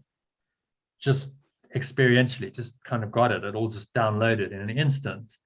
And then he just passed out. The experience was so intense emotionally. And he wakes up the next morning. He's like, oh, wow, I'm just seeing everything differently. It's like that ego's dropped away. And so, what can you say? Divine intervention. It's just he's depressed and he can't stand himself and he's suicidal. And then the next morning he's like, oh, wow, actually, I'm actually very happy and I'm very peaceful and I don't really know what's happened. So it can happen. Not like that. It's possible. Yeah. But it's probably the exception rather than the rule that happens. Yeah. More often it's like someone actually has to do some work. They have to lift themselves out of it. They have to be willing. And then, I mean, the divine will intervene, but it might be through a person. They go to a counselor or spiritual teacher or psychologist or something. And, they then start working with them. And, that person becomes the way that the spirit works to help that person. Okay, does that kind of answer your question, Iona? I think we've got a reasonable definition there. Yeah, Let's thank put you. that into our glossary of terms, which we can expand as we do this. Yeah, where are we? Okay. Are we okay to move on from paragraph 1? Yeah. Okay. Iona, do you want to read paragraph 2 for us? Magic is the mindless or the miscreative use of mind. Physical medications are a form of spells, but if you are afraid to use the mind to heal, you should not attempt to do so. The very fact that you are afraid makes your mind vulnerable to miscreation. You are therefore likely to misunderstand any healing that might occur. And because egocentricity and fear usually occur together, you may be unable to accept the real source of healing. Under these conditions, it is safer for you to rely temporarily on physical healing devices because you cannot misperceive them as your own creations. As long as your sense of vulnerability persists, you should not attempt to perform miracles. Interesting. Okay. So anything stand out for you there? Yeah, most of it. Okay. Unpack it. Yeah, magic. Well, magic is certainly not a Course in Miracles term, is it? So it seems very apt that it should be used here because it's a very kind of non-ACIM paragraph in my mind. So magic and spells, but it's. I remember from the previous lesson that there is this kind of message that says, depending on the level of consciousness a person's in, don't jump in with a miracle mind because it could push that person into greater fear. Yeah. So sometimes the use of magic is warranted because the person's already in so much fear that an increase in their fear, is not going to be helpful. Yeah. But he comes back to this and says it's the miscreative use of mind. Yeah. Medications are forms of spells. Yeah. However, if you are in a very vulnerable condition, then temporarily use the spells and the magic, rely on them temporarily, because you cannot misperceive them as your own creations. They are empirical evidence, aren't they, for a miscreating mind, that they're going to be the cure. As long as that's vulnerability, you should not attempt for miracles. It's quite empathic to the mind that is not in the right, I was going to say the right place. It's not in the miracle mind.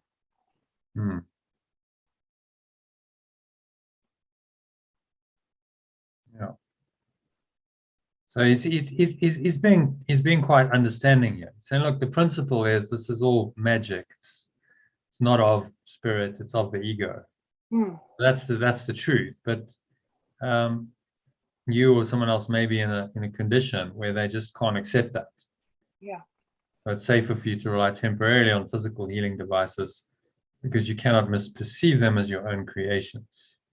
As long as your sense of vulnerability persists, you should not attempt to perform miracles.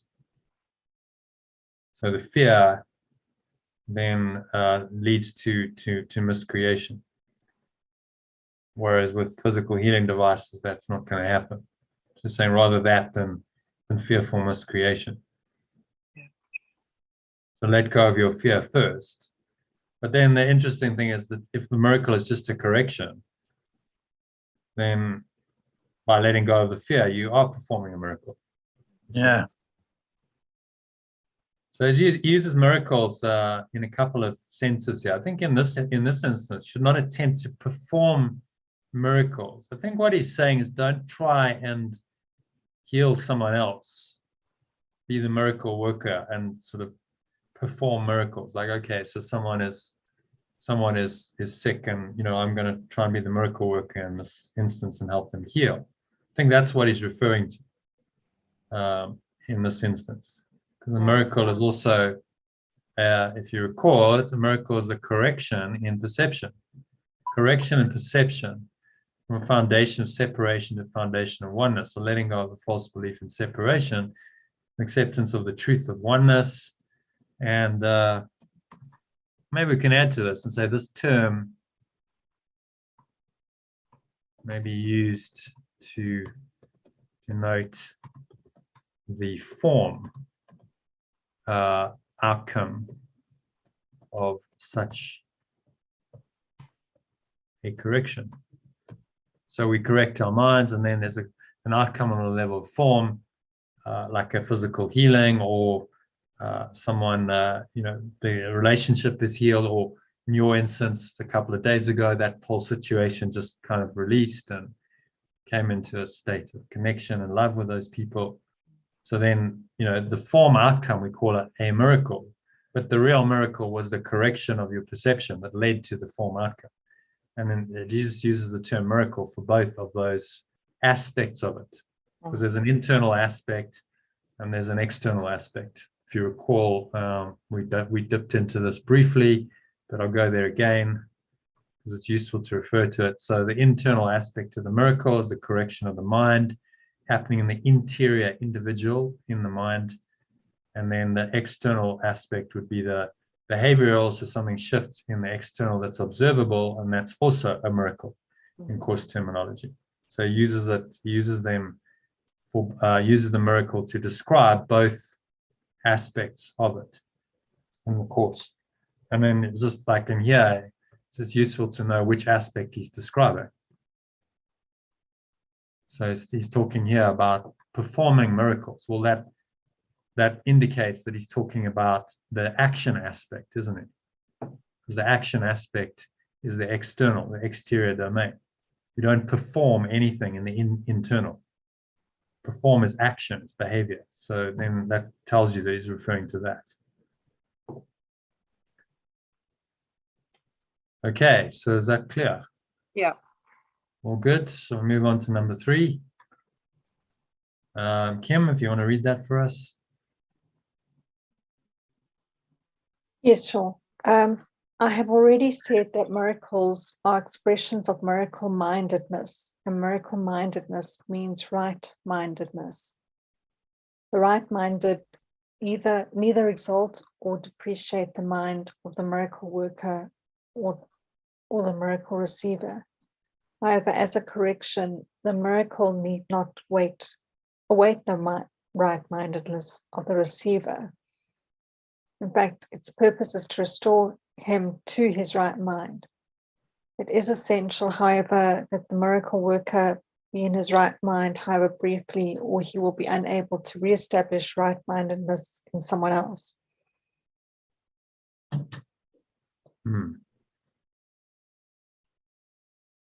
Okay. So I think that what it's saying is, it is an expression of right-mindedness, and but the expression, okay, as a correction, the miracle need not await the right-mindedness of the receiver. So a miracle can happen, you know, if we talk about in this sort of in this form. It might seem like the miracle has happened, but there is a brief time that the miracle worker has reached a right-mindedness for it to happen.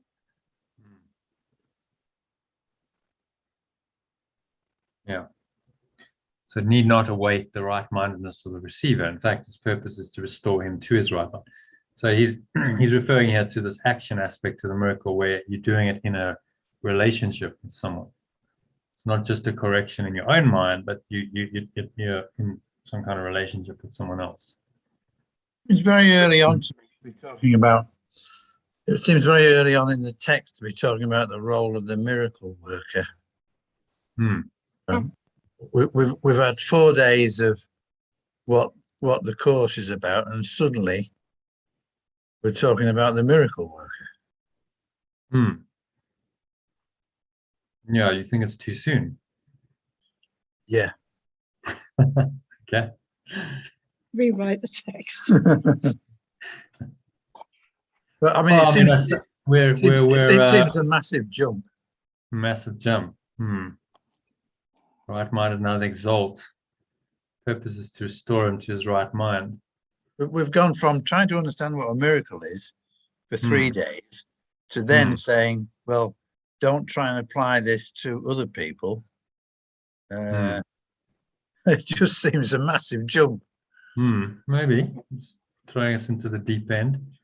So he's trying to give us an idea of, you know, what the miracle is in its entirety. So you have the miracle in the sense of trying to help someone else,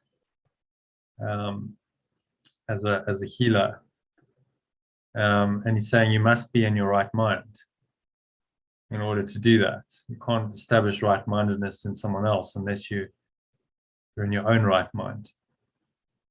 It's kind of obvious, but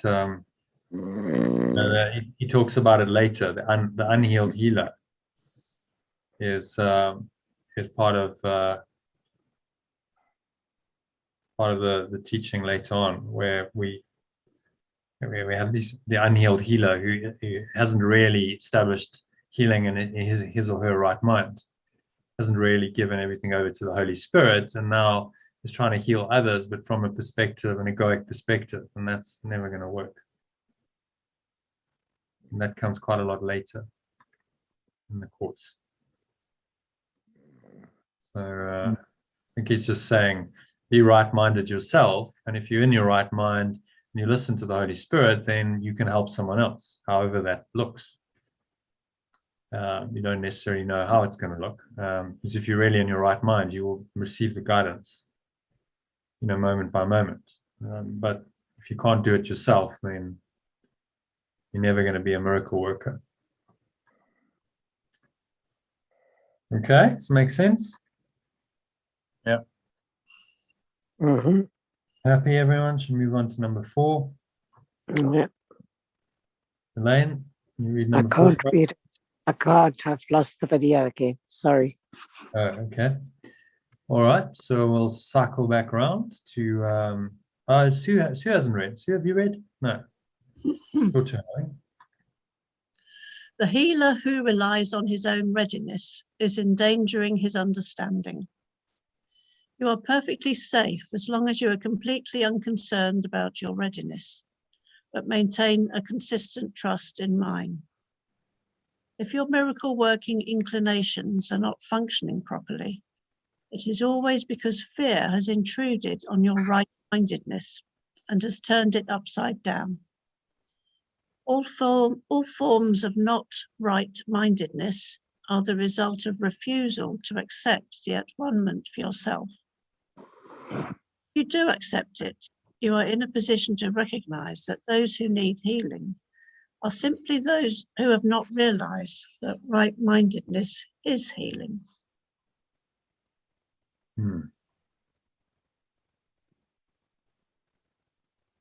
Okay. Give us a little summary of that, maybe.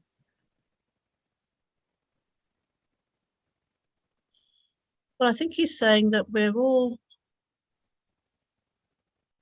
basically miracle workers if we let go of our own well,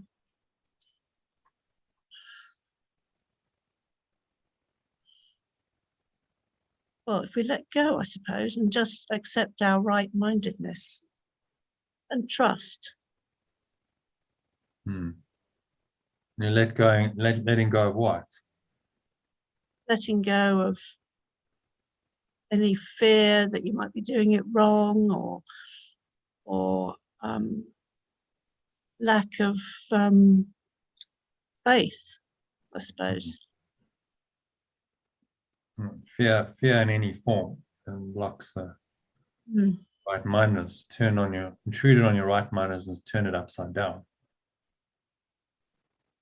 And then he says, this is an interesting statement. All forms of not right-mindedness are the result of refusal to accept the at-one-ment for yourself. So it's not anyone else, anything else doing it to you.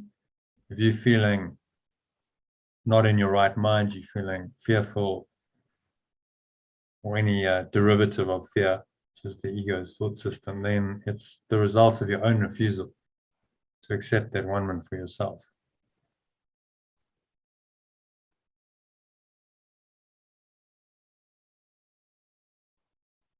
Again, pointing us back to it's our own decision, it's our own mind. I think one of the dangers of trying to be a healer, and he talks about this later, as I said, the unhealed healer, is you're trying to heal everyone else.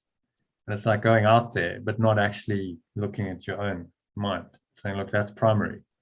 Like, healer, heal thyself. Let me heal myself first before I start trying to heal the world. And it becomes a defense because I'm trying to heal everyone else, but that stops me from looking at myself because I'm so busy with everyone else. And then there's also an identity that develops there of being the rescuer. I'm the savior or the rescuer of everyone. And so I developed an identity around that. And actually that's not true. I'm not actually that. I'm perfect, pure formless awareness. And yes, I will heal if it feels right to heal. It's not like I don't have a compulsion. If it becomes a compulsion and it's an identity, then the ego is in charge. It's like, well, I'll heal when I can. If there's an opportunity and I'm guided by the spirit, then sure I will. But I don't go, I need to heal this person. Someone was the other day was saying to me, no, I really want to help her. And I'm like, it's like, just leave it. Who really wants to help who? And why do you really want to help someone? Is it actually because you want to help them, or is it because it's a self-identity playing out for you? And you've now defined yourself in the savior role, and you're going to go and save that person, and that kind of does something for you egoically. Every victim needs a savior. So then you know, you know, the circle, the triangle, persecutor, or persecutor, victim, and savior. And that's how it works. And then they attract each other because that's what each thinks they need. And then it creates this unholy trinity of, unholy relationships, victim and persecutor and savior. And all of that is just the ego playing itself out. It's actually got nothing to do with healing. Okay, so I think that's pretty straightforward. He's saying, look, heal thyself first. You know, go accept that one for yourself first, and then this leads lovely, in a lovely way, into this the statement of the sole responsibility of the miracle worker is to accept that one for himself, which is one of the absolutely the key principles of this course.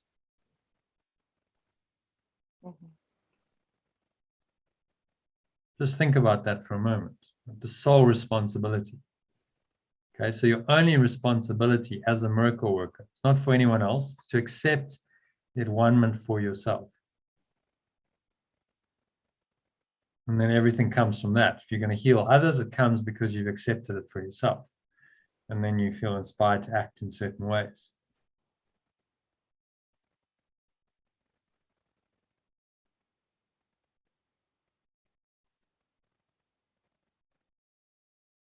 Okay. Yeah. So let's continue with that paragraph. Whose turn is it? I think it's John again. Yep. So this means you recognize that mind is the only created level and that its errors are healed by the at-one-ment. Once you accept this, your mind can only heal.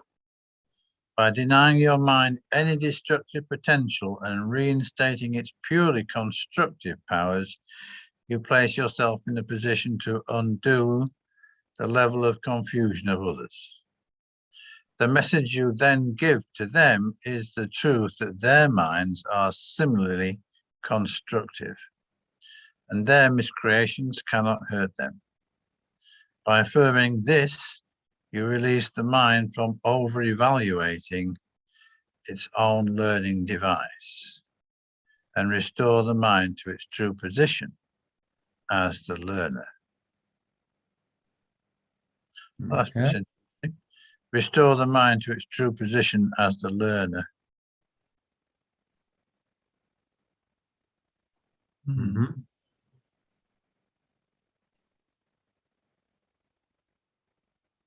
Does that make sense? Well, I'm just thinking, I think it's interesting, the word learner. I mean, it's not the mind in its, and restore the mind to its true position as the learner. I've never seen it in that way before. I guess I was expecting something like the mind to be returning to the source of all knowing or something. Yeah, we remember what he says. He sets the framework of this course, and he says, I cannot teach you the meaning of love. Well, that's beyond what can be taught. Yeah. But I can teach you how to become aware of the blocks to the awareness of love's presence and let them go. So this course is within the domain of learning. It's about the mind learning to perceive more and more accurately, more and more truly. And that's what he's training you to do. So the proper position of the true position of the mind as a learner in this world is, yes, you can learn to accept that one more and more for yourself. You can learn to undo the ego. He's referring to it within the context of this world, not the ultimate knowledge, which lies beyond. Because he says, well, that's beyond what can be learned or taught. Yeah, it will come of itself. God takes the final step, is the language he uses, when you've learned this thought system that he's going to train you to learn. So it's all about, context and the levels that he's talking about. He's talking about within this construct of the illusion of the world, then your mind's proper position, true position, is the learner. that you can actually learn to correct your mind, correct your misperceptions, become more and more accurate in your perceptions. And that's what you had to learn. Yeah, okay, it's good. All right. Okay, any questions on number 5? Comments? I'm okay. Denying mind, he's just repeating the idea of denying mind any destructive potential, reinstating its purely constructive powers. You place yourself in a position to undo the level confusion of others. Understand, okay, we talked about this before. You understand what level confusion means? Yes, I do. After last night. Okay. So do you want to explain it? I think that actually probably deserves something in our glossary of terms. I don't think we have it. Level confusion. No, To we me, don't. level confusion is the wrong thinking that the body creates, and the loss of the understanding that mind creates everything, and everything. One level is that of the mind, and then the other level is that of the body, and we create level confusion when we think that the body is creating, because it doesn't in fact create. We're slipping the body into the realm of the mind, which doesn't work.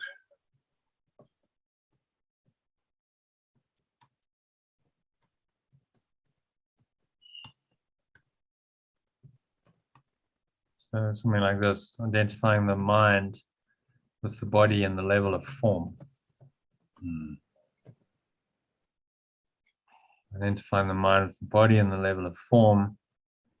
We now believe that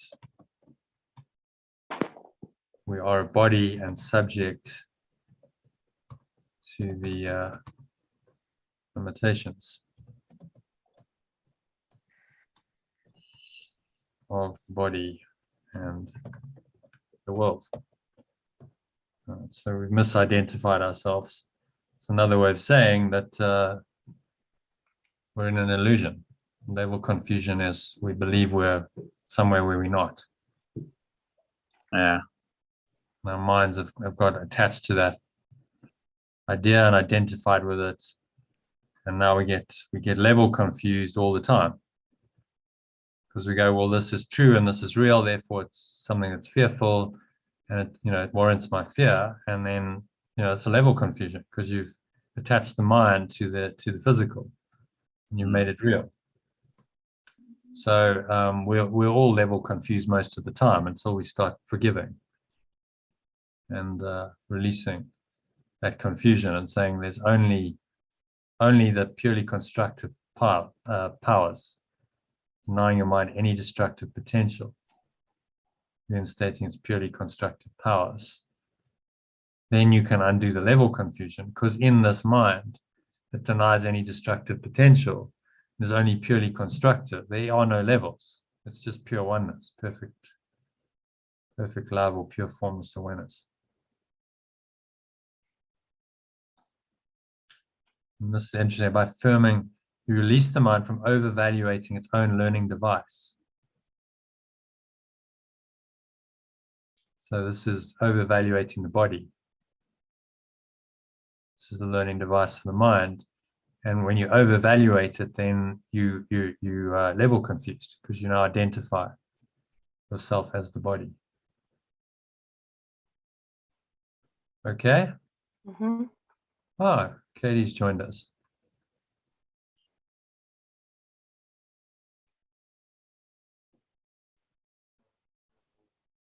Okay, so number 6, maybe we'll ask her to read. Hi, Katie. How are you? Do you want to dive straight in and read for us? Yeah, okay. Paragraph 6 of today's text reading. Okay. It should be emphasized again that the body doesn't learn any more than it creates. As a learning device, it merely follows the learner, but if it is falsely endowed with self-initiative, it becomes a serious obstruction to the very learning it should facilitate. Only the mind is capable of illumination. Spirit is already illuminated, and the body in itself is too dense. The mind, however, can bring its illumination to the body by recognizing that it is not the learner, and is therefore unamenable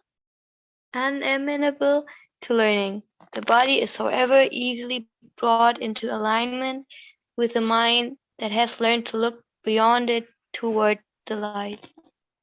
Ooh. Okay. So anything stand out for you there? You need to read it in German for me, I thought. Okay. You want to read it in German? Yeah, for myself, not like No, sure, yeah, we won't understand it. yeah. So anyone else got any thoughts? Or Katie just has a little read of that.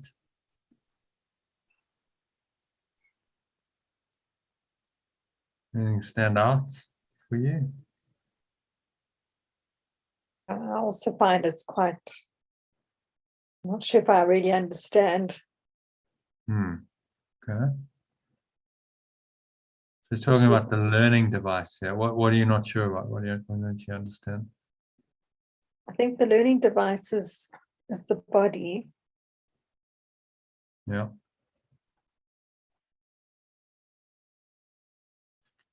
Which is, if it's falsely endowed with self-initiative, becomes serious obstruction to the very learning it should facilitate.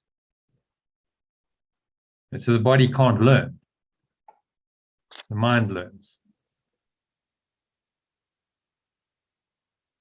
Chapter 4, function. Okay. How would it become falsely endowed with self-initiative?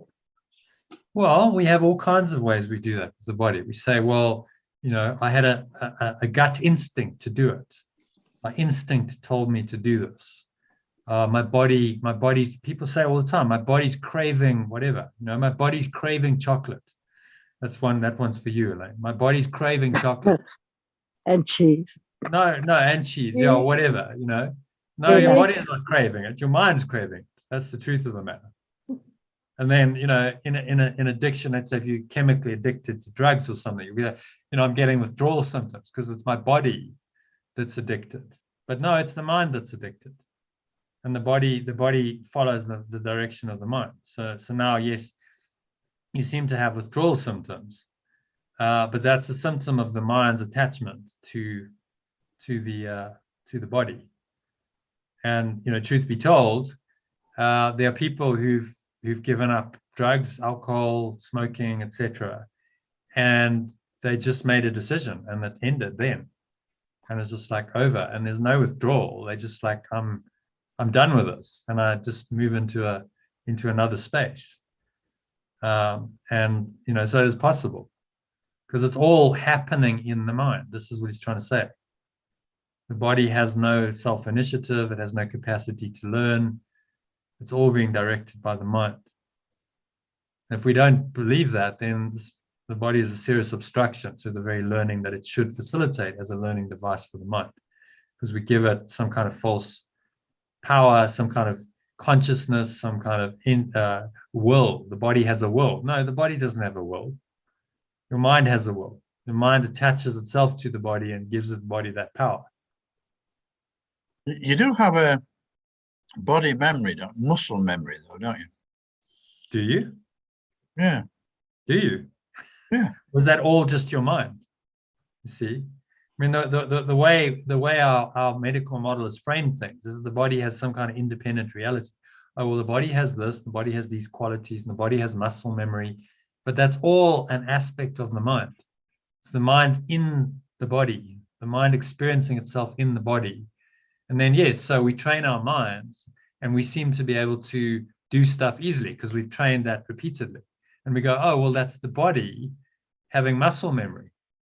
And these are all the ways, very subtly, that the ego is trying to tell us that we're a body, and that somehow this body has false self-initiative, falsely Level bound confusion. Yeah, we've just covered that before you came in. Level confusion is misidentifying your mind as a body and saying, no, I'm not a mind, I'm a body. And now I seem to then be a defect of the body and the body's needs and the body's wants. And that, people are like, oh, my body's really hungry, or my body's cold. And it's all mental. It's all the mind experiencing itself in the body and attaching itself to the body level of experience, and then saying, this is my reality. And I'm not open now to the one-ment. I'm thinking more along the lines of, with golf swing, or or with playing music. You kind of practice and practice, and then it just happens. Yeah. The mind isn't directing it; it's just happening. Well, there's something directing it, right? It wouldn't happen without mind. Nothing happens without mind. The mind is always in every experience. So it's happening automatically. I mean, I've had that experience of being totally in flow, and it just happened. And it's all happening amazingly, and it's, wow, this is amazing. But my mind, I'm not consciously doing it. I can maybe answer that. Yeah, okay. I was spending some time on my master thesis was about the body concept. Okay. And yeah. And so, but it was not like Course in Miracles. So it was also speaking about that we get used to movement, and I translated for myself into A Course in Miracles that I read that when we want to do a movement, we have to set an intention, and then when the intention happens enough, it's stored as in the unconscious, or it's stored in the mind, and then you can just if you then you can just activate it, and then you didn't set the intention like when you play for the first time something. You have to set the intention, and it's trying out and over and over again till it becomes automatically, and then it's stored, and then so the intention has to be there. Without intention, you can't learn anything, and then nothing can be stored when there's nothing ever learned. Yeah, I think that's quite a good explanation, and that this becomes an unconscious mind program. So when we train and train and train and train something enough, it's just unconscious, and we're not consciously aware of it. I think it's the difference between conscious and subconscious, John, that you're referring to. Yeah. You're not consciously aware of, like, okay, I don't have to try and swing the golf club. It just happens. Yeah. But it's stored in the mind. There's some program there that I can just click into, and it runs, and it's really that program that's now operating in and through the body. Yeah. So then what we falsely do is we say the body has done it, but it's actually the mind that's now directing the body on an unconscious level, because the mind has so entrenched that program that it just knows how to do this without conscious intention. But it's still the mind. Remove someone's mind, and they're not going to be able to swing a golf club, I can assure you. Yeah. It's not going to happen. Yeah. I'll buy that. Yeah.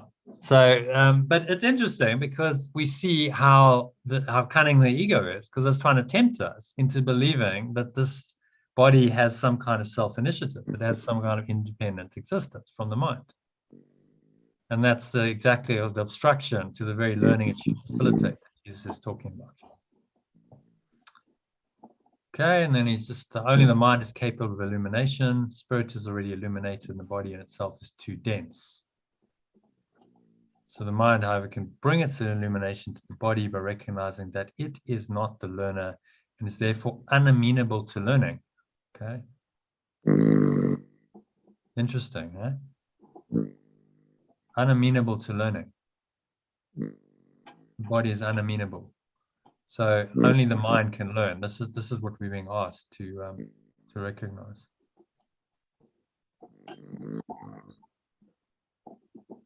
And so then we bring the body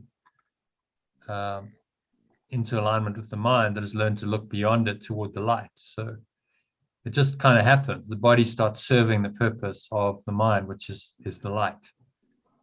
And then our body is being used as it should be, as a learning device and as a means of expressing the light. So the light can now express through your body in many ways. You can speak, you can act, and you become there's a word, the avatar. The avatar is simply being used by the light. The light is now directing your thoughts and your words and your actions. This pure formless awareness. And so you can be that miracle worker in the world. Okay. Number 7. It might be an idea to put Elaine on mute, John. Yes. I think Elaine has fallen asleep. She's had a long day. She's had a long day, yeah. She did some traveling and stuff. Hopefully she'll absorb it subconsciously. Okay, so number 7, corrective learning. I think it's Iona's turn. Corrective learning always begins with the awakening of spirit and the turning away from belief in physical sight. This often entails fear because you're afraid of what your spiritual sight will show you. I said before that the Holy Spirit cannot see error and is capable only of looking beyond it in the defense of at-one-ment. There is no doubt that this may produce discomfort, yet the discomfort is not the final outcome of the perception. When the Holy Spirit is permitted to look upon the defilement of the altar, he also looks immediately towards the at-one-ment. Nothing he perceives can induce fear. Everything that results from spiritual awareness is merely channelized toward correction. Discomfort is aroused only to bring the need for correction into awareness. Okay, can you give us a little summary of that? Look beyond what is presenting in the three-dimensional physical world. But it's a fearful enterprise because the ego is shouting, don't go, don't go there. Don't go beyond there. There'll be dragons. I said before, Holy Spirit, or another word for Holy Spirit, awareness cannot see error and is capable only of looking beyond it to the defense of at-one-ment. So yeah, so the awareness, the Holy Spirit is the awareness of perfect oneness. yes. So to go back to our definition there, where are we? Holy Spirit's up here. Remembrance or the awareness of oneness or pure formless awareness, the reinterpreter of the dream and illusion of form from the perspective of oneness to return the mind to perfect awareness of oneness of God. So that's what it entails. And if you say, when the awareness of oneness is permitted to look upon the defilement of the altar, it looks immediately toward the at-one-ment. Makes complete sense. Yeah. What would the awareness of oneness do but look toward the at-one-ment? Yes. And I pick up he's not believing in the error of this mind. Yeah. Nothing he perceives can induce fear. In the mind of the perceiver, i.e. me. Channelized is a funny word towards correction. Yes, it's a gentle, gentle or otherwise correction in. It's a gentle push towards the right-mindedness. And that can be uncomfortable. Yeah, only to bring the need for correction into awareness, because if you were totally comfortable in your illusion, then you would never be corrected. So the illusion, the falsity and discomfort go hand in hand, and that's ultimately what brings us back to the spirit. Is the discomfort of our ego illusions then causes us to start on a journey. The hero's journey is really the person who said, you know, I'm uncomfortable. My discomfort is so great in the situation that I need to move. I need to do something, change it. Yeah. And so then you need to go on this journey, and that journey is the healing of your mind and the correction in your awareness. So pain or discomfort is, you know, it's all, you can welcome it. It's all part of the process. Yeah. You see it correctly. It can really serve you. As long as you don't get stuck in it. You're aware that, okay, this is a sign that correction is needed. And then you apply the correction, which is always letting go to that discomfort. You let go of the source of the discomfort, and then you find that the discomfort is eased. And then there's a miracle that's happened. And that's part of the at-one-ment process. And if you keep doing that, you know, eventually the at-one-ment is complete for you, because there's no more discomfort necessary. What is discomfort? Well, what do you think he's referring to there? I think discomfort is evidence of guilt. Yeah. So I mean, when do we feel discomfort? We feel discomfort when our ego is questioned. When our ego is questioned, I guess.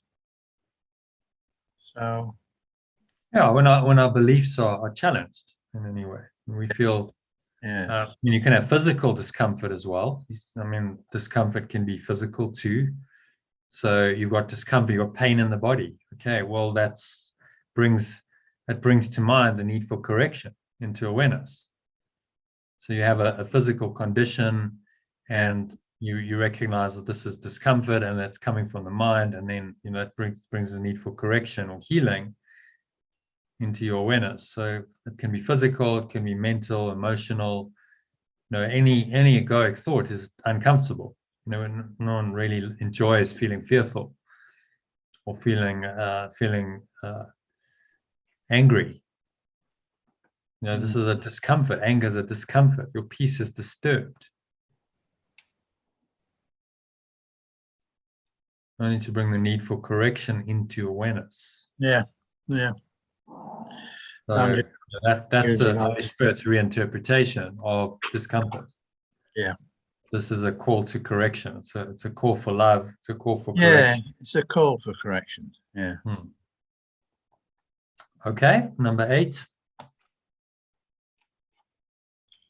Shall we ask Kim? Kim, will you read from number 8 for us, please?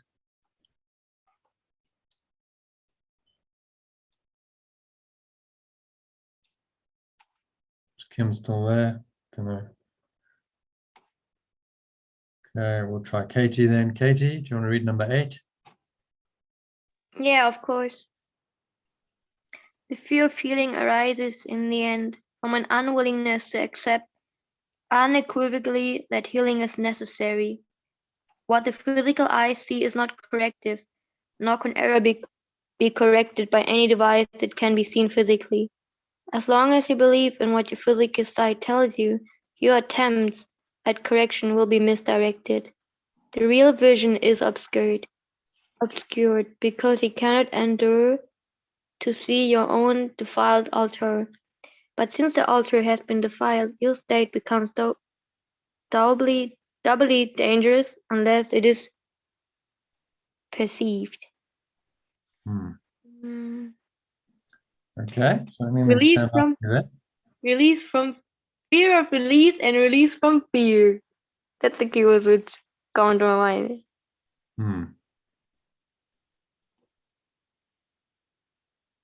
choose release from fear instead of fear of release. He talks about that earlier. The release healing is the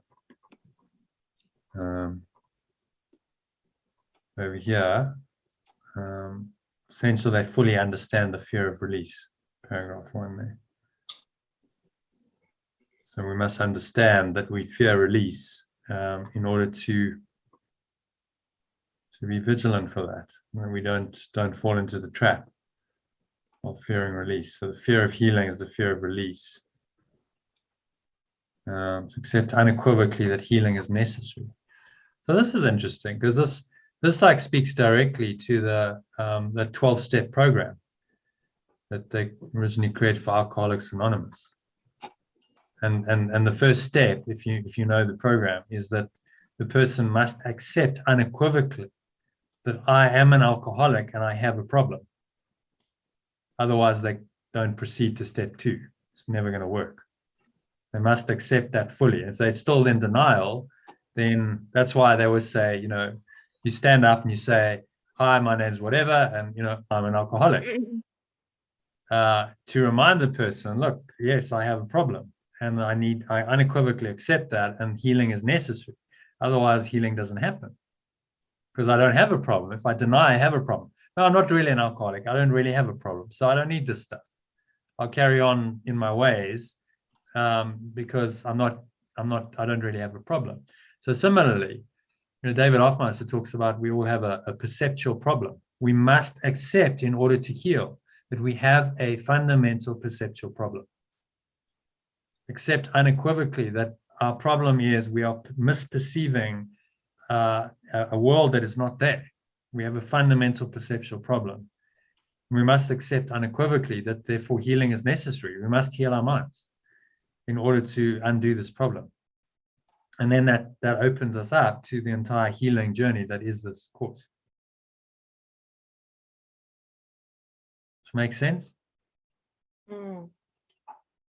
It's kind of paradoxical because we must accept that healing is necessary in order for healing to happen, even though ultimately the highest level is saying forgiveness simply recognizes that what you think has happened hasn't really happened, so there's nothing to forgive.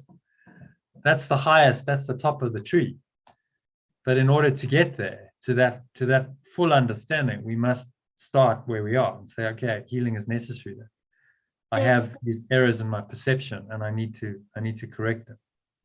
That reminds me of when I resist the feeling, I'm starting to learn to stop so when I'm resisting something like a feeling, first accept the resistance because and then accept the feeling, because if I'm then like, oh, I don't want to see the resistance, it's like okay, I just let this all happen and don't feel responsible for feeling what I resist against. Yeah. So all healing, I mean, then this is an important point. All healing requires awareness of that which you need to let go of. Right? So you notice in all the forgiveness techniques and letting go techniques, it's a 2-step process pretty much. It's an awareness of that which I need to correct, and that's coming into my awareness, and then, but that's temporary. I don't get stuck there. I look at it and then, I'm willing to let it go because I now make a decision that this is not what I want to hold on to. And every single letting go technique, all the workbook lessons are based on that 2-step process. Awareness, yes, I need to be aware of that which I need to let go of, and then I need to let it go and deny that it's there. Right? So it's like a paradox because it's an awareness of what's not really there, but I have to acknowledge that it seems to be there in order to let it go and restore my mind to the awareness that actually, no, it's not really there. So yeah, that's what forgiveness is. It kind of bridges the gap between these two realities. So you got to start where you are. Okay, I'm aware of this. This is what's going on, seemingly, and then through the forgiveness or the letting go, I let go and I restore my mind to the reality that actually that is not true and that's simply not there. And I've actually let it go, and that's no longer a block in my awareness. So it's quite simple, but it's that shift from the one reality to the other that often does people's head in. Like, you know, I'm aware of it, but it's not really real, but I'm aware of it. So how can I be aware of what's not really real? It's level confusion again. You know, he's saying, like, just accept temporarily that this healing is necessary because you have this false belief. So become aware of it, bring it into awareness, and then once you've done that, you can release it by simply denying it. This isn't true. Because you cannot endure, this is interesting. So he says you cannot endure to see your own defiled altar. So Katie, I'm not sure if you were in the session where we talked about the altar. Were you in that session, the altar of God? Oh, no, I was not. Didn't do that. Okay. No. So we actually had a discussion about it earlier. Listen to the recording because we talked about it for about 20 minutes about what this altar is. But in brief, the altar is the mind that believes in the foundation of a thought system. The true altar is perfect oneness. Okay, so it's the mind that now has this belief. That's what he's referring to. So the mind, the defiled altar, is the mind that has been defiled by false beliefs. But since the altar has been defiled, your state becomes doubly dangerous unless it is perceived. Okay. So he's saying, yes, you think you've done this, and so now your mind has been defiled by all these false beliefs. And so you need to acknowledge that and then release it. And then let go of those beliefs to clear the altar. Okay, does that make sense? No one's level confused. No, I think it's really good to just be reminded of this two-step, you know, you have to recognize in order to be healed. Yeah. And it can be confusing because he says earlier here, he says the Holy Spirit simply overlooks error. Where was that? Let's find it. Corrective Holy Spirit. Yeah, there we go. I said before, the Holy Spirit cannot see error and is capable only of looking beyond it to the defense of the at-one-ment. And then he says, but you know, you must see the error. So this can be confusing. But overall, when you look at like what he's teaching in the course, the whole course is the principle of saying you must look at your error in order to undo it. And then once you bring in the awareness of oneness, so you look at your error, the awareness of oneness comes in, and you go, right, the Holy Spirit, the awareness of oneness now will simply overlook the error. And will help me to recognize that the error isn't true, and so it has no reality, and it's capable only of looking beyond it to the defense of at-one-ment. But there must be a part of my mind that can become aware of the error. And you could call that the Holy Spirit as well. But it's an aspect of your mind that is able to just observe the error without believing that it is the error, you see. So that must be an aspect of your higher awareness or your Holy Spirit. It's able to now observe the error and simply then do the correction and say, but you observe it, seems surreal, but that error isn't really real. And in that process of shifting from the one to the other is the healing. Because as soon as you say it's not real and you feel the release, then that belief has been undone to an extent. So it's important we understand this, because this is the whole mechanism of how you do forgiveness or letting go, is this methodology. I think too often people read the course and they get into the theory and it's like, all great, but they don't actually know how to do this as a process. And it is really this two-step process that you've got to get your head around. You're working in different orders of reality when you do that two-step process. Step one is, in this order of reality, you're aware of what's not ultimately true, but it seems to be true. And then step two is correcting it and saying, well, actually, in truth, that doesn't exist. So I'm now letting it go. And it simply doesn't exist in my mind anymore.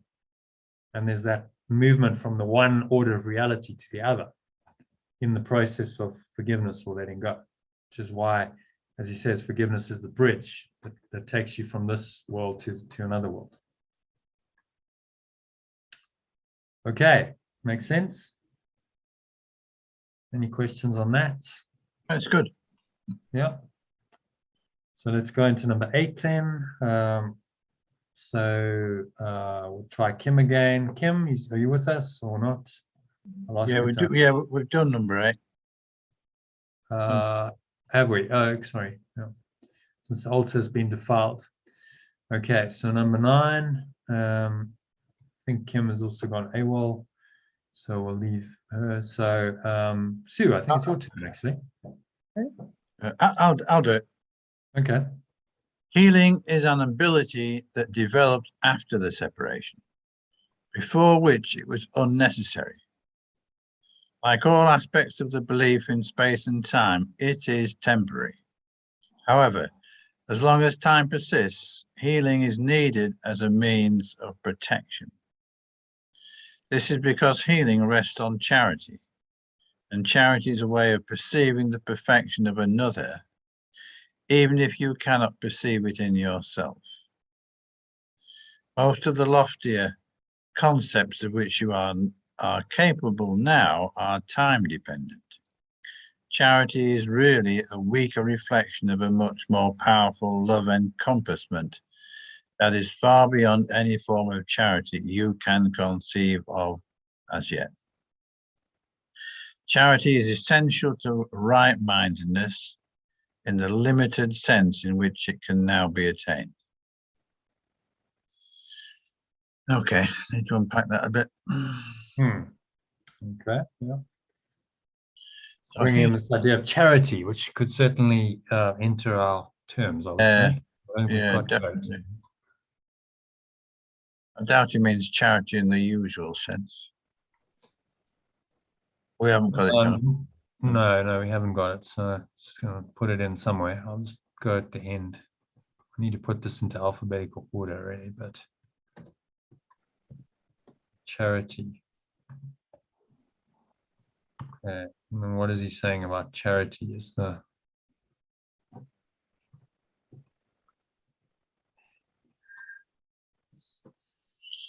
a weaker reflection of a much more powerful love encompassment. It's far beyond any form of charity you can conceive of as yet. Where perceiving the perfection of another, even if you cannot perceive it yourself. That's interesting. Because you could argue, well, how do you see the perfection in another if you can't see it in yourself? It's got it in that first sentence of the next paragraph. Charity is a way of looking at another as if he had already gone far beyond his actual accomplishments in time. Yeah.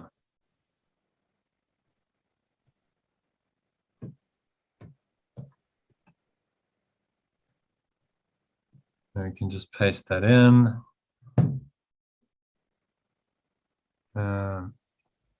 Which is different to the usual concept of charity, which is charity kind of often brings a kind of looking down on somebody, I think.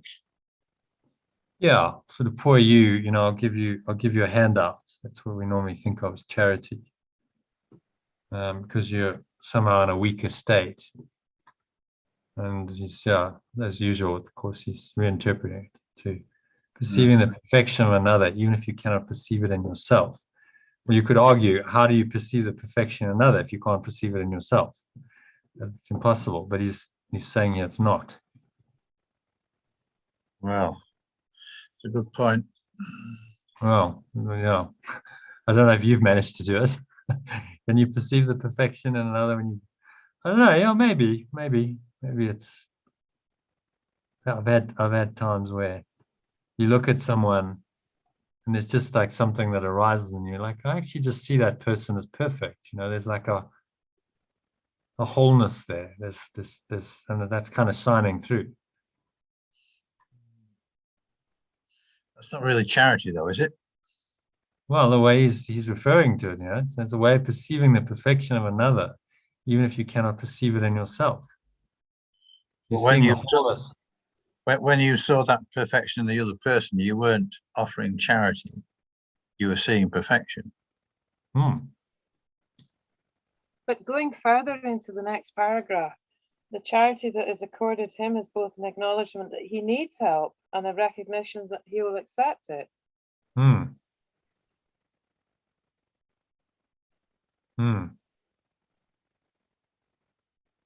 Recognition that he needs help, yes, and a recognition that he will accept it. Yeah, yeah, that's good. And perceiving the perfection of another, even if you cannot perceive it in yourself. So saying you acknowledge that he needs help, that's level 1, awareness of the problem, and a recognition that he will accept it is awareness of the perfection, that the healing is done. He will accept it and it's a done deal. So I guess then that, because you could argue that contradicts with this statement, charity is a way of perceiving the perfection of another, even if you cannot perceive it in yourself. But actually, in the second part, a recognition that he will accept it means that he is now perfect. And that he will accept it, maybe not immediately. You don't know what someone's journey is in time, but that you know that ultimately they will accept it. Ultimately, they are healed, and therefore they are perfect. And then he says, there's a caveat that said that charity still lies within the limitations of this world. Only revelation transcends time. Yes. So it's still within the domain of perception, and you're still dealing in apparent, like there's apparently healing, there's apparently a condition that needs to be healed.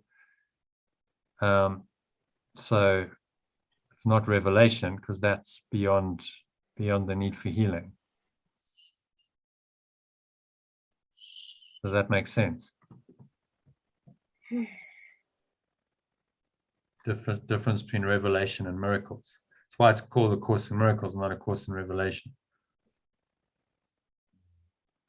Because revelation is on this higher level of just, you've gone outside of time, everything disappears. And so concepts like charity and forgiveness and miracles are not necessary in revelation. Because you are at one with your source. And that's the only experience you have in revelation. So miracle is an expression of charity, can only shorten it.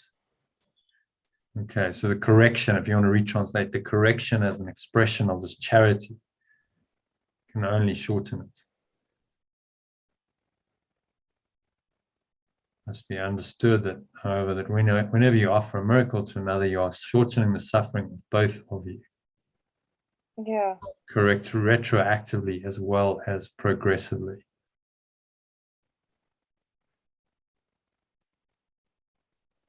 So as you heal others, so you heal yourself. And it corrects across the timeline. Retroactively is going backwards in time, progressively going forwards. So the miracles then controls time, as he says in the principles of miracles. And he talks about miracle being the only device you have at your disposal for controlling time.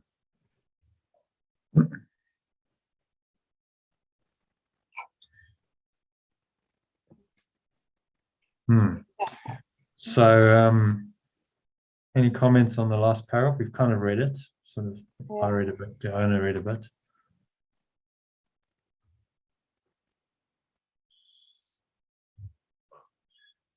Does it make sense? Fit together? Stack up? Yeah, I think so. Okay. Yeah. Are you happy? Okay, so I'm going to challenge someone. Can anyone give me a summary of the whole paragraph, of the whole section? What's it saying in summary?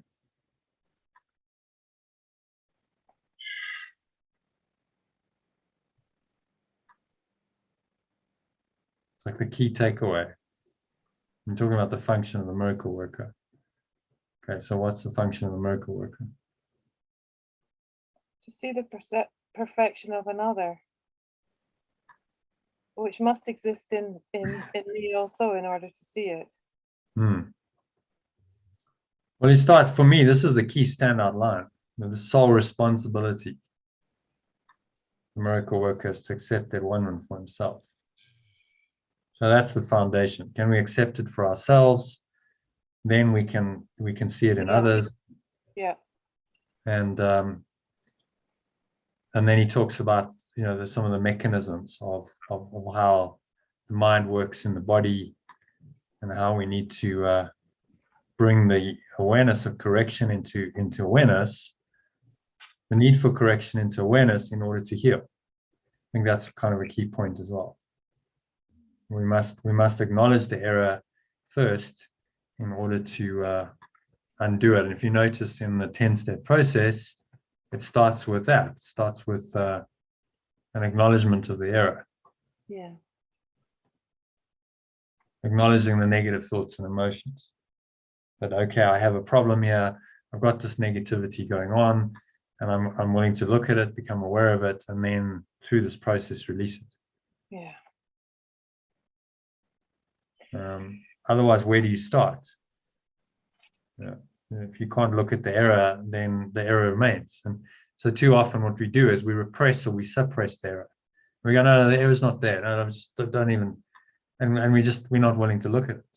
Mm-hmm. And so that's not really healing it. It just entrenches it, and it's just in our unconscious. And we don't want to look at it. And so that it can never be corrected. And you see, if people are avoiding healing, this is what they do. They suppress or they repress, and they don't want to look at it, and they distract themselves. And if you point them there, they get very uncomfortable. Yeah. Because it's like there's healing needed, and they don't want to acknowledge it. And so they prefer to cover it over. And then you move through this process of letting it go, acknowledging, and then releasing. In this case, there's 10 steps to it, but you know, you can do it in one step often. It's just a decision. Ultimately, it's a decision to let it go. So, okay, you know, I can consciously be aware, and I don't want to feel this feeling anymore. I don't want to think these thoughts. I don't want to feel these feelings. I consciously make the choice to let go. You can use your breath just to help you, and you consciously release it, and you find like there's an openness and a clarity that comes in when you do that. And every time you do that, you've let go of a little bit of that thought system. You no longer quite believe in that thought as much as you did.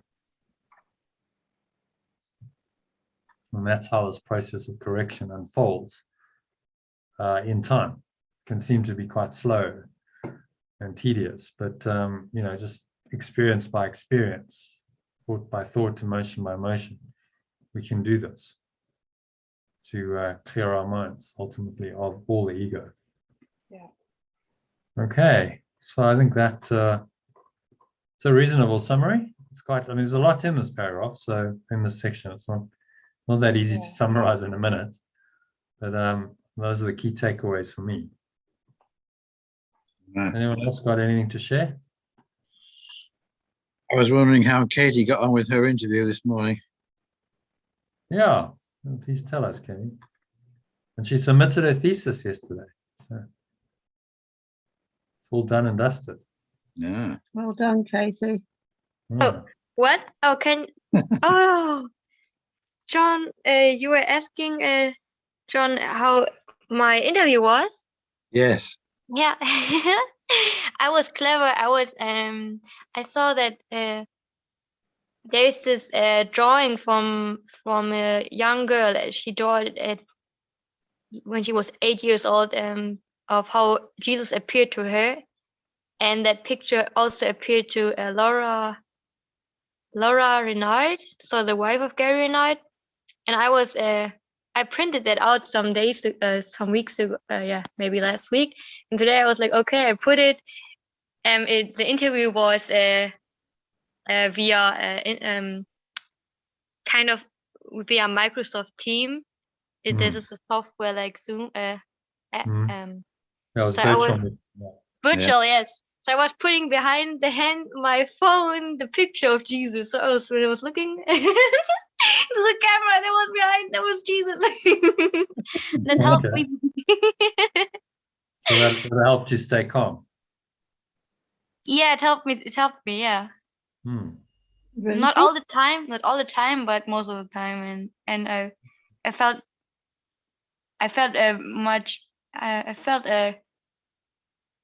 happy to see them all, and also I saw resistance. Like I want to be the best. Like, and I hope they make this mistake. So I was watching all that, and at the end I was like, okay, if they take me, it's okay, and if not, it's also okay, because I trust that they make a good decision.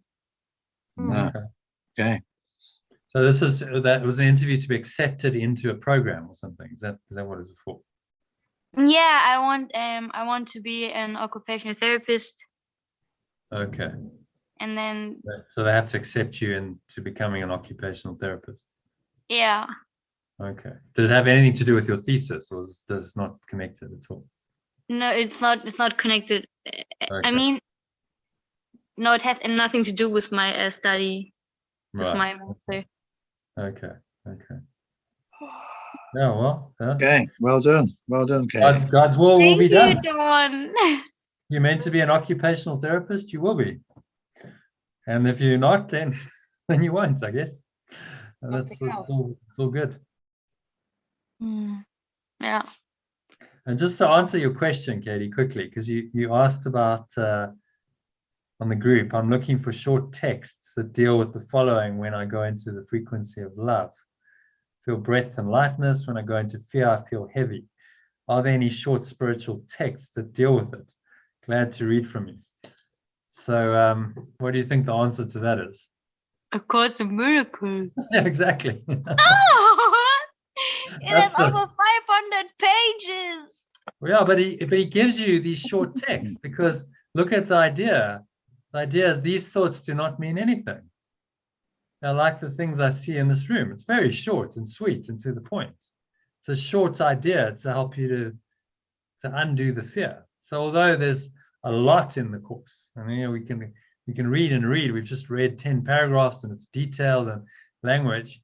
He's also giving us a very, very short form of this. Yeah. Just in these simple ideas. It's a short text just to remind ourselves, okay, I'm never upset for the reason I think. And it's short for a reason, because he wants us to remember it.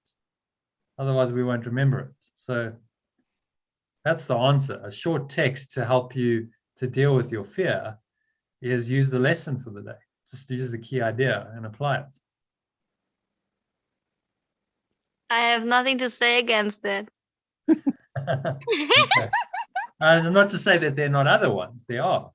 There's other teachings. There's Eckhart Tolle's got a book called Stillness Speaks. It's quite nice. It's just short little sutras. So it's a sentence or two sentences, and it's a very short.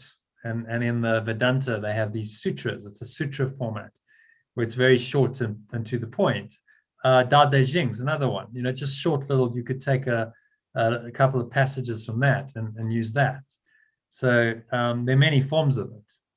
But Jesus is, you can't practice all forms. It's just not enough time and bandwidth. So we'll practice the form that we have in the course, which is these short lessons. Yeah, kind of happy that you give me this answer, because it's like there's so much material in the Course of Miracles, and it's like I'm reading it and then I put it back, and then it's like, what did I just read right now? So yeah, I mean, fully. With the course, it's not really, you don't really have to look outside of it. I mean, I certainly you can. I've looked at Buddhism and other teachings, and understanding them is useful. But just understand this teaching. Just apply this teaching, and you get the whole truth. This is what he's saying. So it's a way in to go much deeper into your mind and not distract yourself with, oh well, yes, I've read that book, but now I'm looking for the truth somewhere else. I've heard this. Oh yeah, I've read the course, but no, it doesn't quite work for me. I'm looking somewhere else. So okay, did you really read it? Did you really read it, or did you just gloss over it and go, okay, well that's nice, but I don't really want to see it, and I'm going to move on and try and find the truth somewhere else. Oh, that's right. That was what I was doing. Yeah. So I wasn't aware of it. Is that right? Yeah, I see it right now. I was doing it. Yeah. Yeah. So don't do it. Just be like, okay, it's all in here, and let me just learn what Jesus has taught me in the form that he's taught it to me. So he's got short form, he's got long form. It's a pretty comprehensive teaching. This I don't think anyone can accuse Jesus of not being comprehensive in his teaching of A Course in Miracles, because it's very, very comprehensive. But he also gives you just a short idea where you can go, okay, these thoughts do not mean anything, and I can use that to correct my fear in the moment. So it's multi-dimensional. It's working on a deep level, very involved, long sentences, and also working on a very short, like, okay, just use the brevity of the sentence to help you to undo your ego. And yeah, I mean, what can you say? It's a work of genius. I mean, can you imagine trying to write this? No. Oh, just write I mean, it's beyond human. I think this is beyond a human being to write. It required a mind that has gone beyond the human condition to write it. So I just need to accept that, it's a masterpiece and study it as he's directed. He's saying, look, just do it. Study it as directed, especially the workbook. Just do it as I've directed, and the exercises will be effective. You will undo your fear if you just practice these exercises as I've directed you to do. And his explanations are very simple. This isn't high metaphysics. He's just giving you very simple, practical instructions, isn't he? So just apply them. Whenever you feel the fear coming up, then apply the lesson for the day, and it'll help you to release it. Okay, so I think that probably brings us to the end of the session. Thank you, everyone. So we close it out with just a minute of giving thanks. So close your eyes, take a nice deep breath in, and just feel the gratitude for this experience, for having this amazing teaching of Course in Miracles, and that we have this little group of travelers on the journey. We can meet and discuss this and learn from our joint experiences. Breathe that gratitude in, feel it in your heart, feel it in your mind. It's all encompassing. It is you, you are it. And this points you to the all-encompassing state of love. Maybe you get a glimpse of that, a feeling of this all-encompassing love just pulling you in. Feel that feeling, embrace it, anchor it in. Feel the gratitude for it. Love and gratitude go hand in hand. And now as you exhale, have a sense of extending it to everyone in this group, everyone who joined tonight, everyone in the larger group, everyone in your life, family and friends and business colleagues and associates and everyone you met today. Just feel that extension, extending outwards. They're all just extensions of your own true being. So feel that, feel the oneness, which is true love. Naturally, there's a gratitude for that. Just a very expansive, extended feeling. Smile. Anchor the state in for the rest of the evening. So just by noticing it, you resolve to stay there.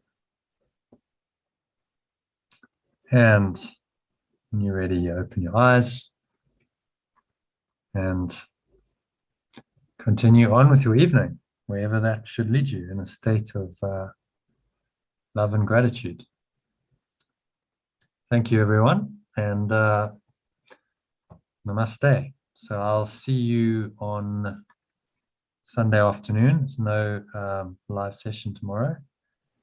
So see you Sunday at 1:30 p.m. for 30. yeah, 1:30 for you, Katie. It's